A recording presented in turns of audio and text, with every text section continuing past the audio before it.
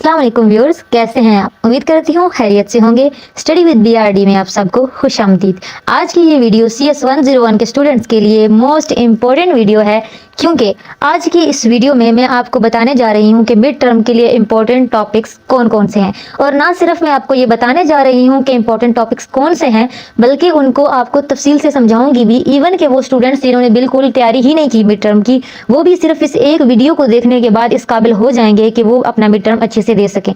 तो पहले मैं आपको टॉपिक्स के नाम बता देती हूँ, जिनमें है search engines, roots of computing, Boolean operators, hexadecimal notation, binary addition, two's complement notation, floating point notation, CPU basic, compressing audio and video, program execution and logic operation, arithmetic operators, deadlock, software classification, operating system basic concepts, operating system components, network classification, layered approach of internet software, protocols, HTML, XML, security attacks and its cures, algorithm, recursive structure, while and iterative structure, software verification. तो ये थे हमारे कुछ important topics. अब हर एक topic की जहाँ तक मुमकिन हो सका इस वीडियो को शॉर्ट भी रखते हुए मैं आपको तफसील भी बताऊंगी, ताकि आपको, अगर आपने मजीद इसको नहीं भी पढ़ा हुआ, तो कम से कम आपको पता चल जाए कि ये टॉपिक किस बारे में है, और इस टॉपिक पे अगर हमारा क्वेश्चन आ जाए पेपर में तो हमने इसको किस तरीके से अटैम्प्ट करना है। तो चलते हैं अपनी वीडियो की तरफ और शुरू करते हैं टॉपिक्स को वन बाय वन। तो CS 101 का जो सबसे पहला इम्पोर्टेंट टॉपिक है, ये टॉपिक है सर्च इंजन्स के बारे में। तो तकरीबन जितने शुरू से लेकर, अगर मैं मॉड्यूल्स के हिसाब से भी अगर मैं बात करूं, तो जो 9 मॉड्यूल्स तक बात हो रही है वो इन्हीं सर्च इंजन्स पे बात हो रही है, सिवाय एक शुरू के टॉपिक से के अलावा, यानी कि जो पहला मॉड्यूल था। तो सर्च इंजन्स में से क्वेश्चन मुख्तलिफ तरीके से आ सकता है। पहला आपका जो क्वेश्चन है वो इस तरीके से आ सकता है कि कुछ सर्च इंजन्स के नाम लिखें। लाइक तरह आपको गूगल, बिंग, याहू, ये 3-4 नाम आपको याद करने हैं, MSN कुछ भी याद कर लें आप। ये एक क्वेश्चन आ सकता है, शॉर्ट क्वेश्चन ही हैं वैसे सर्च इंजन्स में से। दूसरा क्वेश्चन इसके बारे में, इसका MCQs बन सकते हैं कि मतलब ये गूगल जो है, ये फॉर एग्जांपल गूगल सबसे ज़्यादा मशहूर, तो गूगल के बारे में हो सकता है कि ये कितने % मतलब जो है वो गूगल यूज़ होता है, ये चीज़ है। और तीसरा जो सर्च इंजन में से क्वेश्चन होता है वो ये यहाँ पे एक MCQs है क्वेरी के बारे में। Query is the set of words given to the search engine for searching. यहाँ तक ये एक MCQs भी यूज़ आया है, MCQs में काफ़ी बार ये जो है देखा गया है। उसके बाद जो है वो सर्च इंजन की कुछ टेक्निक आपसे पूछी जा सकती है कि फॉर एग्जाम्पल वेदर कैसे चेक किया जाता है, या सर्च इंजन के बारे में, यानी कि ये क्वेश्चन है, कोई एक आपसे टिप्स पूछी जा सकती है, वेदर कैसे चेक किया जाता है, मैप चेक करना कैसे चेक किया जाता है। तो जस्ट आपको उसको वो लिखना होता है कि आपको क्वेरी लिखनी होती है कि हाँ, पहले मतलब मैप लिख के डॉट लगा के आपको उस इलाके का जो है वो नाम लिखो तो आपके पास मैप आ जाएगा। इसी तरह वेदर लिखना है तो आप वेदर लिख के उसके बाद उस लोकेशन का नाम लिखोगे तो आपके पास वेदर शो होना शुरू हो जाएगा। तो सर्च इंजन में से बस इतना ही जो है वो पेपर के लिहाज से इंपॉर्टेंट है, लेकिन ये क्वेश्चन बहुत ज़्यादा आता है, तो आप लोगों ने इसको एक बार देखना ज़रूर है।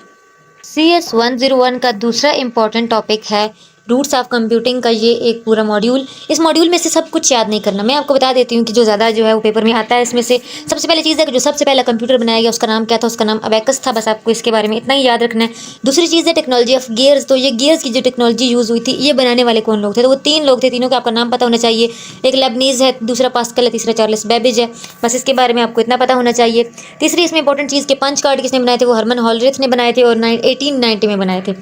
ठीक है, ये MCQs, ये शॉर्ट क्वेश्चन कोई भी आ सकता है इनमें से। और फिर NE1 का मुखफ़फ़ आपको पता होना चाहिए, यानी एब्रीविएशन आपने इसकी मस्ट याद करनी, और NE1 को किसने और कहाँ पे बनाया था। ठीक है, जॉन मॉचले और S पेपर एक्रेट ने इसे बनाया था, Moore School of Electrical Engineering, University of Pennsylvania. ये आपने चीज़ याद रखनी है। और NE1 का मुखफ़फ़, ये 2 अलग क्वेश्चन है। सिर्फ NE1 भी आता है और उसके अलावा जो है ये इनके नाम भी पूछे जा सकते हैं कि NE1 किसने और कहाँ पे बनाया था।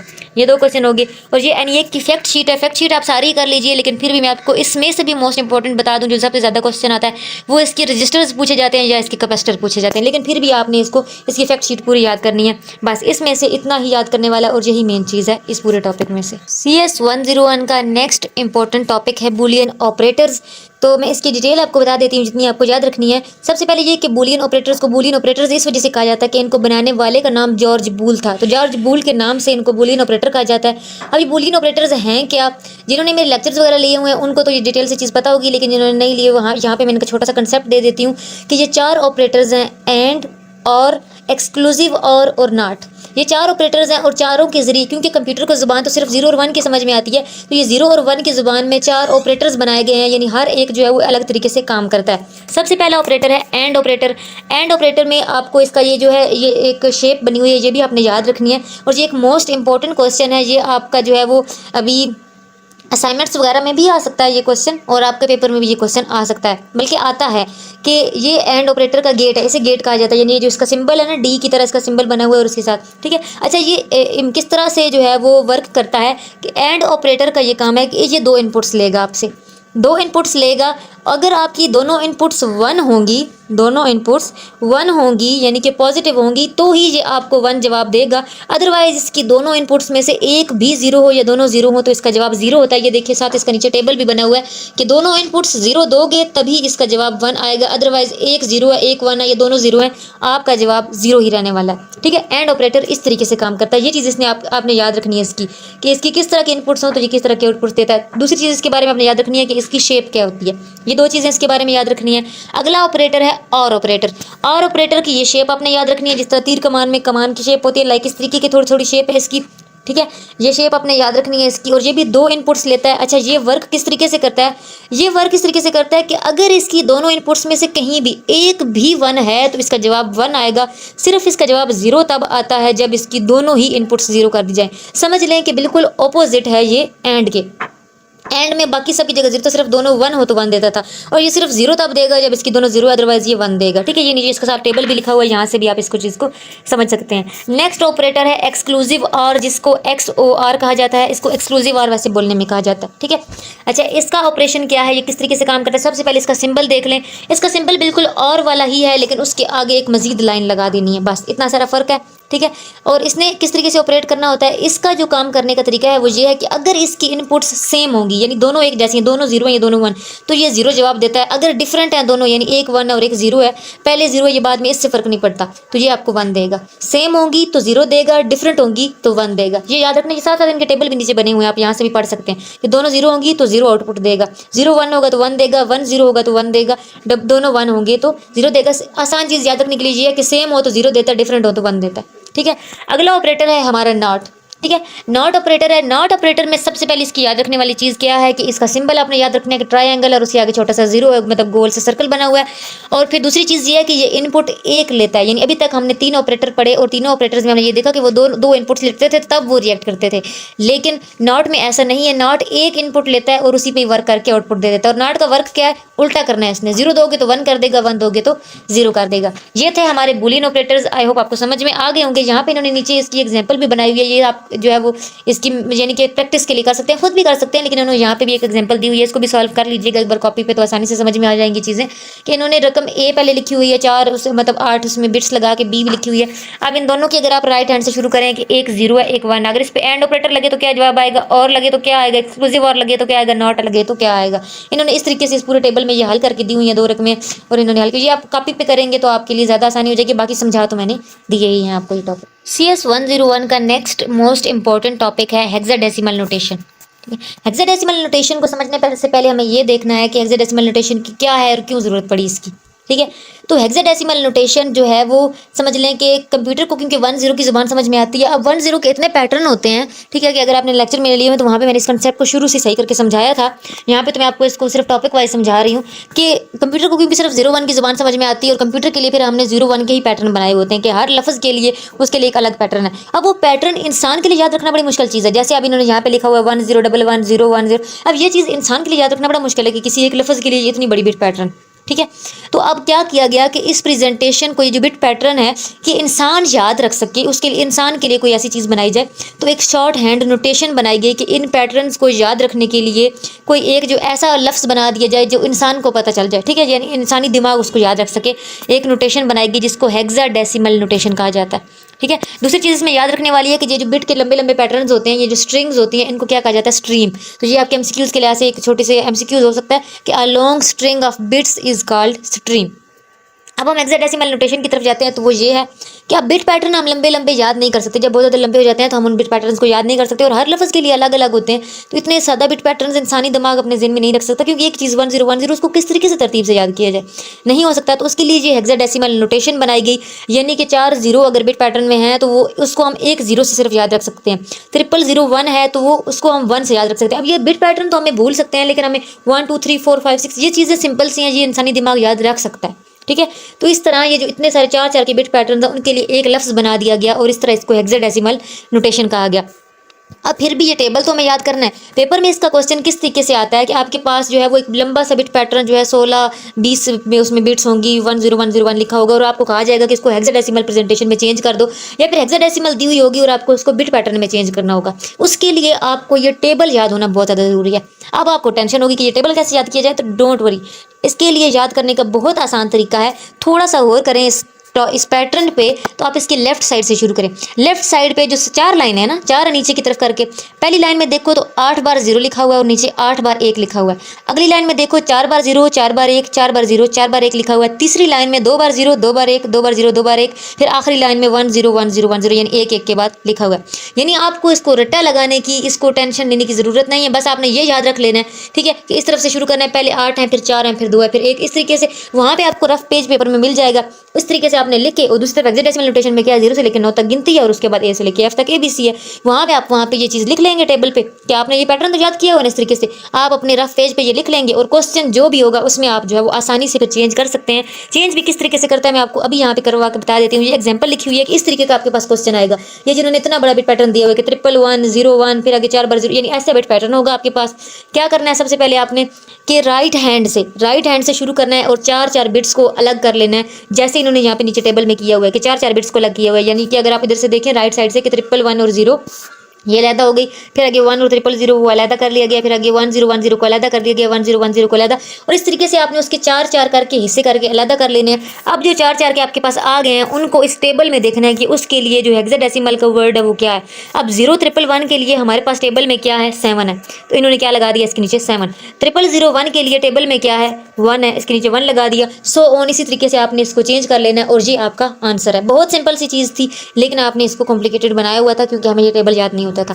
इसी तरीके से क्वेश्चन चेंज भी आ सकता है आपके पास, कि आपके पास ये नीचे वाली नोटेशन आ जाए कि E85517, आपके पास ये क्वेश्चन दिया गया और आपको कहा गया कि इसको बाइनरी में चेंज करो, तब भी टेंशन नहीं लेनी। रफ पेज पे अपना वो पैटर्न बना लेना है और क्या करना है, 7 की तरफ से शुरू करना है। 7 के लिए उधर बाइनरी लैंग्वेजेस में क्या है, 4 वर्ड्स जो भी बाइनरी के हैं वो लिख लो। उसके बाद 1 के लिए क्या है वो भी लिख लो, फिर आगे 5 के लिए लिखोगे, फिर आगे 5 के लिए, इस तरीके से साथ साथ लिखते जाओगे और एंड पे आपके पास ये पूरी रकम जो ऊपर लिखी हुई है इतनी बड़ी, ये बन जाएगी। ठीक है, यानी दोनों तरीके से आपके पास क्वेश्चन आ सकता है, लेकिन मेरे स्टूडेंट्स दोनों तरीके से रेडी होंगे क्योंकि उनको मैंने आसान सा तरीका समझा दिया है इसको करने का।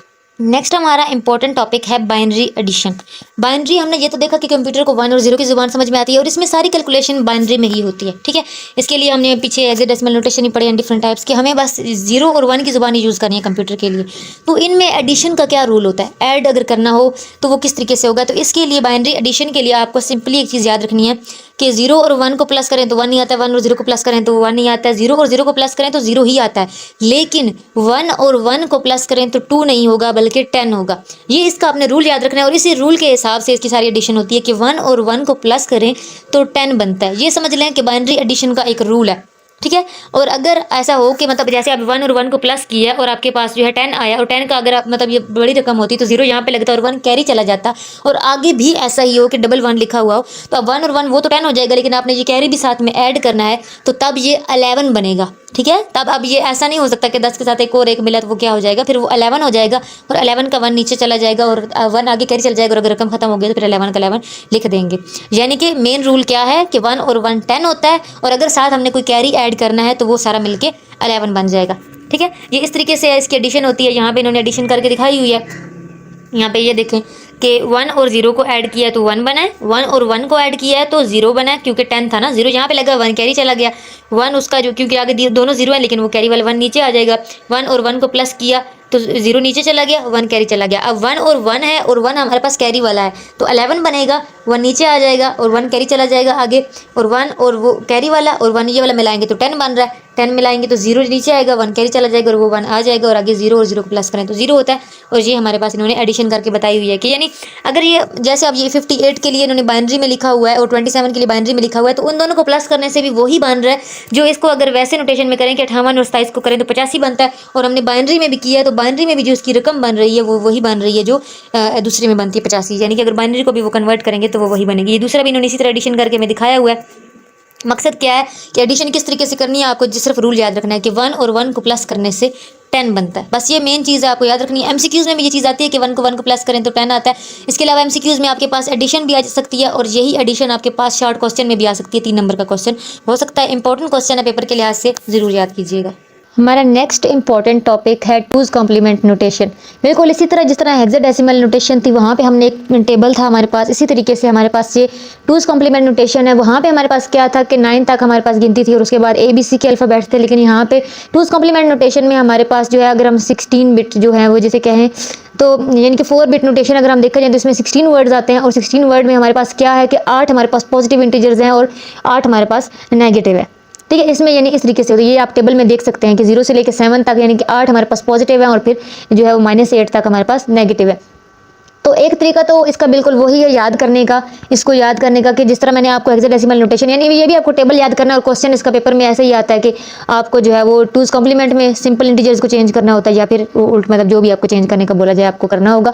ठीक है, तो अब इसको एक याद करने का तरीका सेम वही है जो मैंने आपको हेक्साडेसिमल नोटेशन का टेबल याद करने का बोला था कि आप ये चेक करें। वहाँ पर हमारे पास ये था कि हमारे चारों में जो है वो शुरू 0 से हो रहा था, यानी पहले 0 आने और उसके बाद 1 आने। लेकिन यहाँ पे सिर्फ पहला ऐसा है कि 0 से शुरू होंगे और बाकी सारे 1 पहले आएंगे और 0 बाद में आएंगे, बाकी और कोई चेंज नहीं होने वाला। जैसे कि आप देखो कि आपने लेफ्ट साइड पे पहले 8 बार 0 है, फिर 8 बार 1 है, तो उसके बाद पहले 4 बार 1 आएगा फिर 0 होगा। उसमें क्या था कि पहले 0 थे और फिर 1 आ रहे थे। यहाँ पे अपने ये तरतीब याद रखनी है कि सिर्फ पहला सेम उसकी तरह आएगा और बाकी जो है वो 1 पहले आएंगे और 0 बाद में।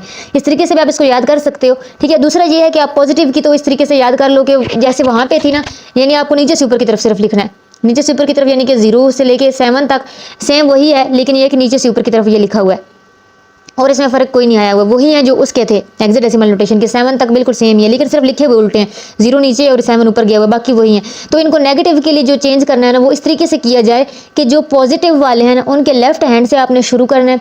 लेफ्ट हैंड से तब तक कॉपी करते जाना है जब तक 1 नहीं आता, यानी 0 आ रहे हैं तो 0 लिखते जाओ। जैसे ही पहला 1 आ जाए, उस 1 को लिखने के बाद अगले जितने भी हैं ना वर्ड्स आएंगे, 0 है तो 1 कर देना, 1 है तो 0 कर देना। फॉर एग्जाम्पल मैं आपको पहले एग्जाम्पल करके दिखाती हूँ कि हमारे पास 7 में हमारे पास क्या है बिट पैटर्न, 0 1 1 0 1 1 है। अगर हमने इसको -7 बनाना हो तो इसका ये होगा कि सबसे पहले हमने तब तक कॉपी करना होता है जब तक 1 ना आ जाए, लेकिन हमारे पास क्या है, पहला डिजिट 1 आ गया तो हमने 1 लिख लेना है, और उसके बाद अब आगे हमें क्या करना है कि उल्ट करना है उनका, जो 1 होंगे उनको 0 करना है और जो 0 होंगे उनको 1 कर देना है। तो पहला हमारे पास 1 आ गया, अगला 1 है तो 0 कर देंगे, अगला भी 1 है तो 0 कर देंगे, और जो 0 है उसको 1 कर देंगे, यानी कि हमारे पास -7 क्या बन रहा है, 1001। और आप देख लें -7 में यही रकम मौजूद है। यानी ये तरीका हो सकता है कि हेक्साडेसिमल नोटेशन की सेम वही वाली जो है यहाँ पे हम 7 तक याद कर लें, और माइनस जो है वो कन्वर्ट करने का तरीका ये वाला याद कर ले। दोनों तरीके हो सकते हैं, जैसा आपको इजी लगे। ये टूज कॉम्प्लीमेंट नोटेशन का टेबल आपने याद करना है, कन्वर्जन आपके पेपर में आती है। ठीक है, तो जो ट्रिक आपको आसान लगती है उस ट्रिक से याद रखें। आप पूरा टेबल जिस तरह मैंने कहा था इस तरह याद कर लें, या फिर ये देख लें कि हेक्साडेसिमल नोटेशन वाले पॉजिटिव इंटीजर्स हैं, बस उल्टे लिखे हुए हैं कि वो 0 से लेकर नीचे की तरफ थे, ये 0 से ऊपर की तरफ लिख के ले जाना है। ठीक है, बाकी वही चीज़ है। और माइनस वाले जो हैं वो इस तरीके से हो जाएंगे कि पॉजिटिव वाले अगर आपको आते हैं तो पॉजिटिव वाले लिख के उनको नेगेटिव में चेंज कर लो, कि जब तक फर्स्ट 1 नहीं आता आपने उनको एज इट इज़ लिखना है। जैसे 6 में आप देखें, 6 में देखें अगर सिर्फ 6 है तो हमारे पास क्या है, 0 1 1 0। अगर हम इसको लेफ्ट साइड से लिखना शुरू करें तो पहले हमारे पास 0 है तो हम 0 ही लिख लेंगे। अब हमारे पास 1 आया है तो 1 को एज इट इज़ लिखेंगे और इससे बाद वाले चेंज होने हैं, 1 को 0 करना है और 0 को 1 करना है। तो अब हमारे पास जवाब क्या बना, 0 1 0 1। अब आप चेक करें -6 में ऐसा ही है कि नहीं है, 0 1 0 1 ही इसका जवाब है ना। तो ये इस तरीके से कन्वर्ट होता है। तो आई होप आपको समझ में आ गई होगी ये कन्वर्जन। ये टूज कॉम्प्लीमेंट पेपर के लिए से इंपॉर्टेंट है, आपको इसकी अच्छे से प्रैक्टिस करनी है और ये याद भी करना है। हमारा नेक्स्ट इंपॉर्टेंट टॉपिक है floating point notation. Floating point notation क्या है कि अगर आपके पास इशारिये की कोई रकम आ गई है या बटा में रकम मौजूद है, आपके पास बाय में रकम मौजूद है, तो उसको आपने किस तरह बाइनरी में कन्वर्ट करना है और किस तरह उसको स्टोर करना है। क्योंकि कंप्यूटर को तो सिर्फ एक ही ज़बान समझ में आती है और वो है 0 1 की। यानी कि आपके पास जो भी रकम है, चाहे वो आपकी इशारिये में रकम मौजूद है, चाहे आपकी जो वो बटे में रकम मौजूद है डेसिमल मुख्तलिफ मतलब 1 2 3 4 वाली, आपको उसको बाइनरी में तो लेके आना ही आना है। ठीक है, तो आप वो क्या तरीका है, किस तरीके से जो है वो आप उसको यूज़ करते हैं। तो ये जो तरीका है आपका कि रेडिक्स वाली जो आपकी होती हैं रकमें, इनको आपने किस तरीके से बाइनरी में करना है, इसका जो तरीका होता है उसे कहते हैं फ्लोटिंग पॉइंट नोटेशन। और फ्लोटिंग पॉइंट नोटेशन का यहाँ पे इन्होंने जितनी इंग्लिश में लिखा हुआ है ये सारा मैं आपको प्रैक्टिकली अभी कॉपी पे करके दिखा देती हूँ कि किस तरीके से यूज़ होगा। ये जो इन्होंने तरीका बताया हुआ है साइन बिट का, एक्सपोनेंट मेंटिसा, किस तरीके से डेसिमल से बाइनरी में करते हैं और किस तरीके से बाइनरी से डेसिमल में करते हैं, ये दोनों तरीके मैं आपको लाइव करके दिखाऊंगी एग्जाम्पल के साथ। तो सबसे पहले हम करेंगे binary to decimal conversion. Binary to decimal conversion करने के लिए आपको ये चीज़ याद रखनी है कि 3 आपको वर्ड्स याद रखने हैं। एक होता है साइन बिट, एक होता है एक्सपोनेंट और एक होता है मेंटिसा। साइन बिट ये होती है, जो साइन बिट होगी आपको वो ये बताएगी कि आप जब उसको फ्रैक्शन में लेके जा रहे हो या आप उसको रेडिक्स पॉइंट की जब लेके जा रहे हैं तो आपकी साइन बिट आपको ये बताती है कि आपकी वो रकम पॉजिटिव होगी या नेगेटिव होगी। तो सबसे ज़्यादा जो लेफ्ट साइड पे आपका सबसे पहले होगा वो होता है साइन बिट, ठीक है। उसके बाद के 3 वर्ड्स जो होते हैं वो होंगे आपके एक्सपोनेंट, और उसके बाद की जो आपकी रकम है यानी 4 लफ्ज़ जो बचते हैं वो है आपका मेंटिसा, ठीक है। वो क्या है आपका मेंटिसा, और ये मेंटिसा ही समझ लें आपका होल नंबर होता है, यानी इसी की आपके जाके आपको मुकम्मल रकम मिलेगी, ठीक है। तो 0 आपको ये बताने जा रहा है, यानी कि साइन बिट क्या होती है कि 0 हो तो आपका पॉजिटिव है, पॉजिटिव, ठीक है। और अगर 1 होगा तो वो क्या होता है, नेगेटिव। ये आपने याद रखना है। उसके बाद एक्सपोनेंट को हल करने से आपको ये पता चलेगा कि आपका रेडिक्स कितने वर्ड्स के बाद आने वाला है, यानी कि इशारिया जो है वो कितने वर्ड्स के बाद आना है। तो एक्सपोनेंट का हल करने का मतलब ये कि एक्सपोनेंट में आपके पास जो भी रकम आएगी उसको आपने एक्सेस नोटेशन में देखना है, जिसको यहाँ पे मैंने ऑलरेडी लिख लिया है। हम यहाँ पे क्योंकि ये 8 वर्ड्स का 8 बिट्स का निकाल रहे हैं तो 8 बिट्स में आपके पास 3 एक्सपोनेंट होते हैं, तो 3 वर्ड्स हैं आपके पास 110 110। अगर आप यहाँ पे इसको देखें तो आपके पास किसके लिए है, 2 के लिए, यानी कि डेसिमल में जो 2 होता है वो एक्सेस नोटेशन में 110 होता है। तो आपको ये पता चल गया कि मेरे पास 2 लफ्जों के बाद यानी राइट साइड से 2 लफ्जों के पास मेरे पास जो है वो रेडिक्स लगना है। तो ये हमारे पास इशारे में रकम आ गई 10.11। ये तो हमारे पास इशारे में आ गया। अब हमने इसको फ्रैक्शन बनाना है। फ्रैक्शन बनाना है तो आपको इसके साथ वो टेबल यूज करना पड़ेगा जो मैंने ऑलरेडी आपको बताया हुआ है कि जिस टेबल के जरिए आपने इसको बनाना होता है। वो क्या होता है कि यहाँ पे आपने रेडिक्स पॉइंट लगाना है और रेडिक्स पॉइंट के लेफ्ट पे आपके पॉजिटिव होते हैं 2 raise to power 0, 2 raise to power 1, 2 raise to power 2, 2 raise to power 4, इसी तरीके से होता है। और इस तरफ क्या होते हैं, माइनस होते हैं, 2 रेज़ टू पावर -1, -2, -4, -8। और इनका मतलब क्या होता है 1/2, 1/4, 1/8, 1/16। इसी तरह इनका मतलब क्या होता है 1, 2, 4, 8। यानी ये टेबल आप पीछे भी पढ़ चुके हैं, मैंने आपको बताया था जब आपको कन्वर्जन करनी हो तो ये यूज़ होते हैं। तो इसके नीचे आप अपनी रकम को लिखेंगे, ठीक है। 1 और 0 है तो हम इसको लिख लेंगे इस तरफ, 0 और 1 इस तरफ आ गया, और ये हमने रेडिक्स लगा दिया, और ये 1 और 1 हमारा इस तरफ आ गया। अब हमारा ये देखें 1 और 0 इस तरफ है, तो अगर हम इसको देखें, हमने देखा था ना कि हम 1 तभी लगाते हैं जो रकम हमें चाहिए होती है। तो हमारा 2 के नीचे 1 लिखा हुआ है, यानी 0 का कोई मतलब नहीं है। तो हमारा होल पॉइंट क्या बन गया, 2 हमारा होल है, और पॉइंट के बाद हमारे पास क्या है 1/2 के नीचे है और 1/4, यानी कि हमें इन दोनों को हल करना है। इन दोनों को हल करें तो 3/4 बनता है, लेकिन मैं आपको यहाँ पे करके भी दिखा देती हूँ कि 1/2 प्लस 1/4 इनका एलसीएम लें अगर, तो एलसीएम लेने से ये क्या है 2 + 1 = 3/4। तो ये यहाँ पे हमारी फ्रैक्शन बन गई और ये हमारा आंसर आ गया। यानी इस तरीके से आपको क्या करना है, साइन बिट आपको ये बताती है कि आपका पॉजिटिव होगा। एक्सपोनेंट आपने क्या करना है कि जो भी आपके पास रकम होगी उसको आपने एक्सेस नोटेशन में देखना, और जो भी होगा इतने लफ्जों के बाद आपने इशारिया लगाना है, और फिर उसके बाद आपने इसको इस टेबल के नीचे लिख के देख लेना है कि आपकी फ्रैक्शन क्या बन रही है, आपने फ्रैक्शन बना देनी है। इसी तरीके से जब आप डेसिमल टू बाइनरी करेंगे तो यही सारा प्रोसीजर आपको जो है वो उसको दोबारा से यानी कि ऑपोजिट लेके चलना है। यहाँ से आपने शुरू करना है, इसको इशारे में लेके जाना है, इशारे के बाद दोबारा से इसमें कन्वर्ट करना और आपके पास इसमें रकम आ जाएगी। अब हम करके देखते हैं। तो अब हम इसको करने जा रहे हैं डेसिमल टू बाइनरी। डेसिमल में हमारे पास ये रकम है, मैंने वही क्वेश्चन हल करने की कोशिश की है जो हमारी बुक में मौजूद थे। आपके इसी लेक्चर में जो सवाल मौजूद है मैंने उसी को हल किया ताकि आपके लिए कंफ्यूजन ना हो। मजीद प्रैक्टिस के लिए आप क्वेश्चन चेंज भी कर सकते हैं। अब हमारे पास क्या है 1 होल 1/8। इसी तरीके से हमने जब ये बनाया था, अब इसको हम जब बैक लेके जा रहे हैं, हमें बैक प्रोसीजर करना है, तो सबसे पहले क्या करना है, इशारे में लेके जाना है। और इशारे में लेके जाने के लिए क्या करना पड़ता है, हमें इस टेबल के नीचे लिखना पड़ता है। तो हम जल्दी से टेबल बना लेते हैं, उसके नीचे लिख लेते हैं। ये हो गया, ये हमने टेबल बना लिया, पॉइंट लगाया, और इस तरफ ये टेबल आपकी बुक में भी मौजूद है, आप वहाँ से यानी कि आपके हैंडआउट्स में मौजूद है, वहाँ पे भी आप देख सकते हैं, ठीक है। सिर्फ आपको समझाने के लिए कि कोई भी चीज़ कोई भी आपको कन्फ्यूजन ना रहे, मैं यहाँ पे इसको एज इट इज़ दोबारा से बनाया मैंने।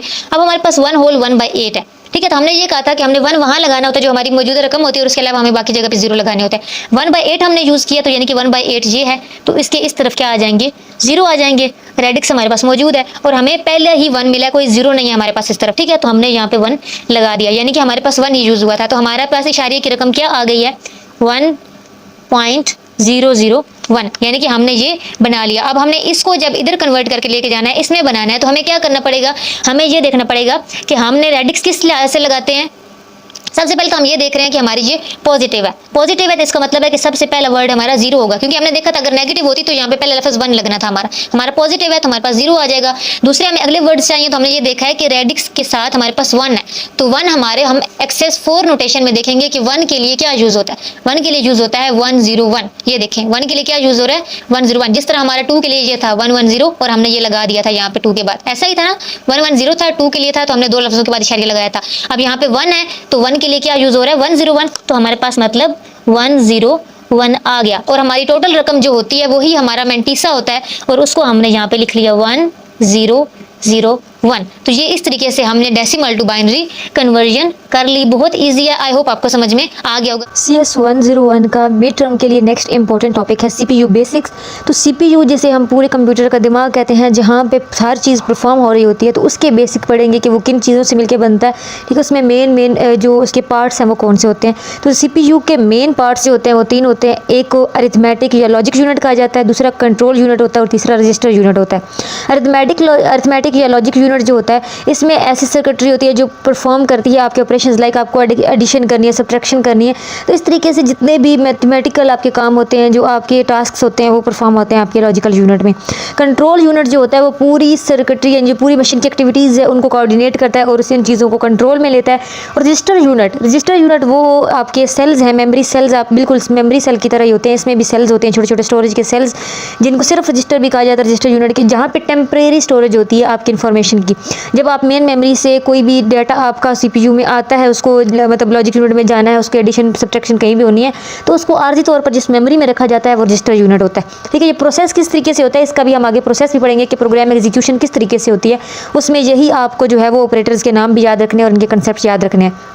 अब जो रजिस्टर होते हैं वो 2 किस्म के रजिस्टर होते हैं, एक जनरल पर्पस रजिस्टर होते हैं, एक स्पेशल पर्पस रजिस्टर होते हैं। ठीक है, अब जनरल पर्पस रजिस्टर क्या करते हैं और स्पेशल पर्पस रजिस्टर क्या करते हैं ये हम इसकी प्रोग्राम एग्जीक्यूशन में पढ़ लेंगे, लेकिन आज के CPU बेसिक के इस टॉपिक में आपको सिर्फ ये याद रखना है कि CPU के 3 पार्ट होते हैं, एक अरिथमेटिक यूनिट होता है, एक कंट्रोल यूनिट होता है और एक रजिस्टर यूनिट होता है। रजिस्टर यूनिट में रजिस्टर 2 किस्म के होते हैं, एक जनरल पर्पस रजिस्टर होते हैं और एक स्पेशल पर्पस रजिस्टर होते हैं।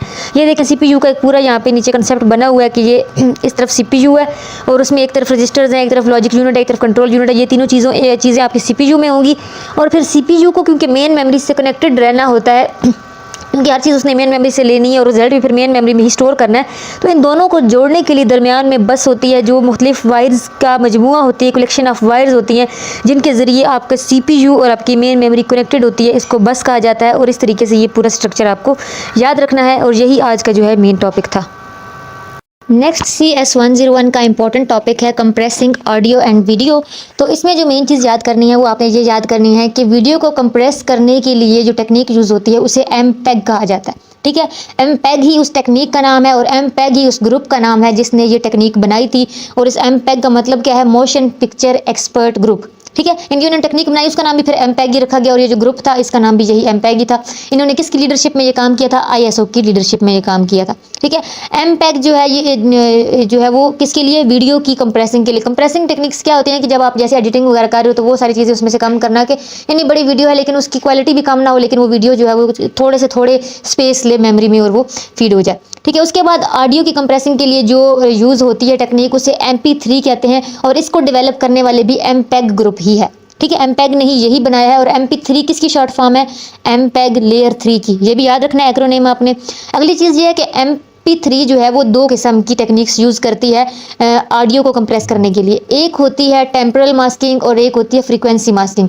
टेम्पोरल मास्किंग ये टेक्निक होती है कि ये वो उन चीज़ों का एडवांटेज लेती है कि जो इंसानी कान जिन डिटेल्स को जो है वो परसीव नहीं कर सकते या जिनको वो इतना नोट नहीं कर सकते। यानी बहुत सारी ऐसी ऑडियो में चीज़ें होती हैं जो बड़ी मशीनरी वगैरह के साथ उनको नोट किया जा सकता है, यानी इंसानी कान नॉर्मली वो चीज़ें नोट नहीं करता, तो वो उन चीज़ों को उस ऑडियो से रिमूव करके उसको छोटा कर लेती है, कंप्रेस कर लेती है। ये तो होगी टेम्पोरल मास्किंग।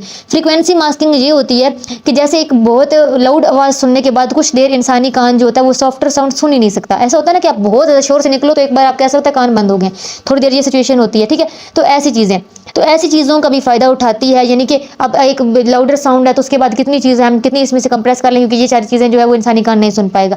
तो ऐसी चीज़ों का यानी इंसानी कान की प्रॉपर्टीज़ का फ़ायदा उठा के जो है वो MP3 अपनी ऑडियो को कंप्रेस करती है। और ये 2 तरीके, फ्रीक्वेंसी मास्किंग और टेम्पोरल मास्किंग, नाम ज़रूर याद रखने हैं। ये जो है 2 तरीके वो यूज़ करती है ऑडियो को कंप्रेस करने के लिए। दूसरी चीज़ आपने जो याद रखनी है इसमें से वो ये है कि इसमें जो हमारे पास वीडियो और ऑडियो कंप्रेशन जो टेक्निक होती है, इनकी स्पीड को मेजर करने के लिए बिट्स पर सेकंड की जो है वो तरतीब याद रखी जाती है। ठीक है, अब कॉमनली हमारे पास जो एम पैग है वो हमें ट्रांसफ़र रेट क्या देता है 40 MB पर सेकेंड, और जो MP3 है वो हमें ट्रांसफ़र रेट देती है 64 KB पर सेकेंड। ये इसमें से इंपॉर्टेंट इसकी याद रखने वाली चीज़ें हैं, ये आपने याद रखनी है। नेक्स्ट इंपॉर्टेंट टॉपिक है हमारा प्रोग्राम एग्जीक्यूशन का, कि प्रोग्राम किस तरीके से एग्जीक्यूट होता है, यानी जब भी हम कोई कंप्यूटर को कोई इंस्ट्रक्शन देते हैं ये काम करने के लिए, तो वो किस तरीके से सीपीयू के अंदर वो प्रोसेस होता है। ठीक है, हमने सीपीयू के बेसिक यूनिट्स पढ़ लिए थे कि 3 किस्म के यूनिट्स होते हैं। तो अब जब हम कोई इंस्ट्रक्शन उनको देते हैं तो वो किस तरीके से काम होता है, तो काम होने के लिए 3 प्रोसेस से वो काम गुजरता है। सबसे पहले आपकी जो इंस्ट्रक्शन है उसको फेच किया जाता है। ठीक है, फेच किया जाता है, फिर डी कोड किया जाता है, फिर एग्जीक्यूट किया जाता है। अब ये तीनों चीज़ें कैसे होती हैं ये हम आपको एग्जाम्पल से बताएंगे, लेकिन उससे पहले ये याद रखना है कि हमने कहा था 2 किस्म के रजिस्टर होते हैं, एक जनरल पर्पस रजिस्टर होता है और एक स्पेशल पर्पस रजिस्टर होता है।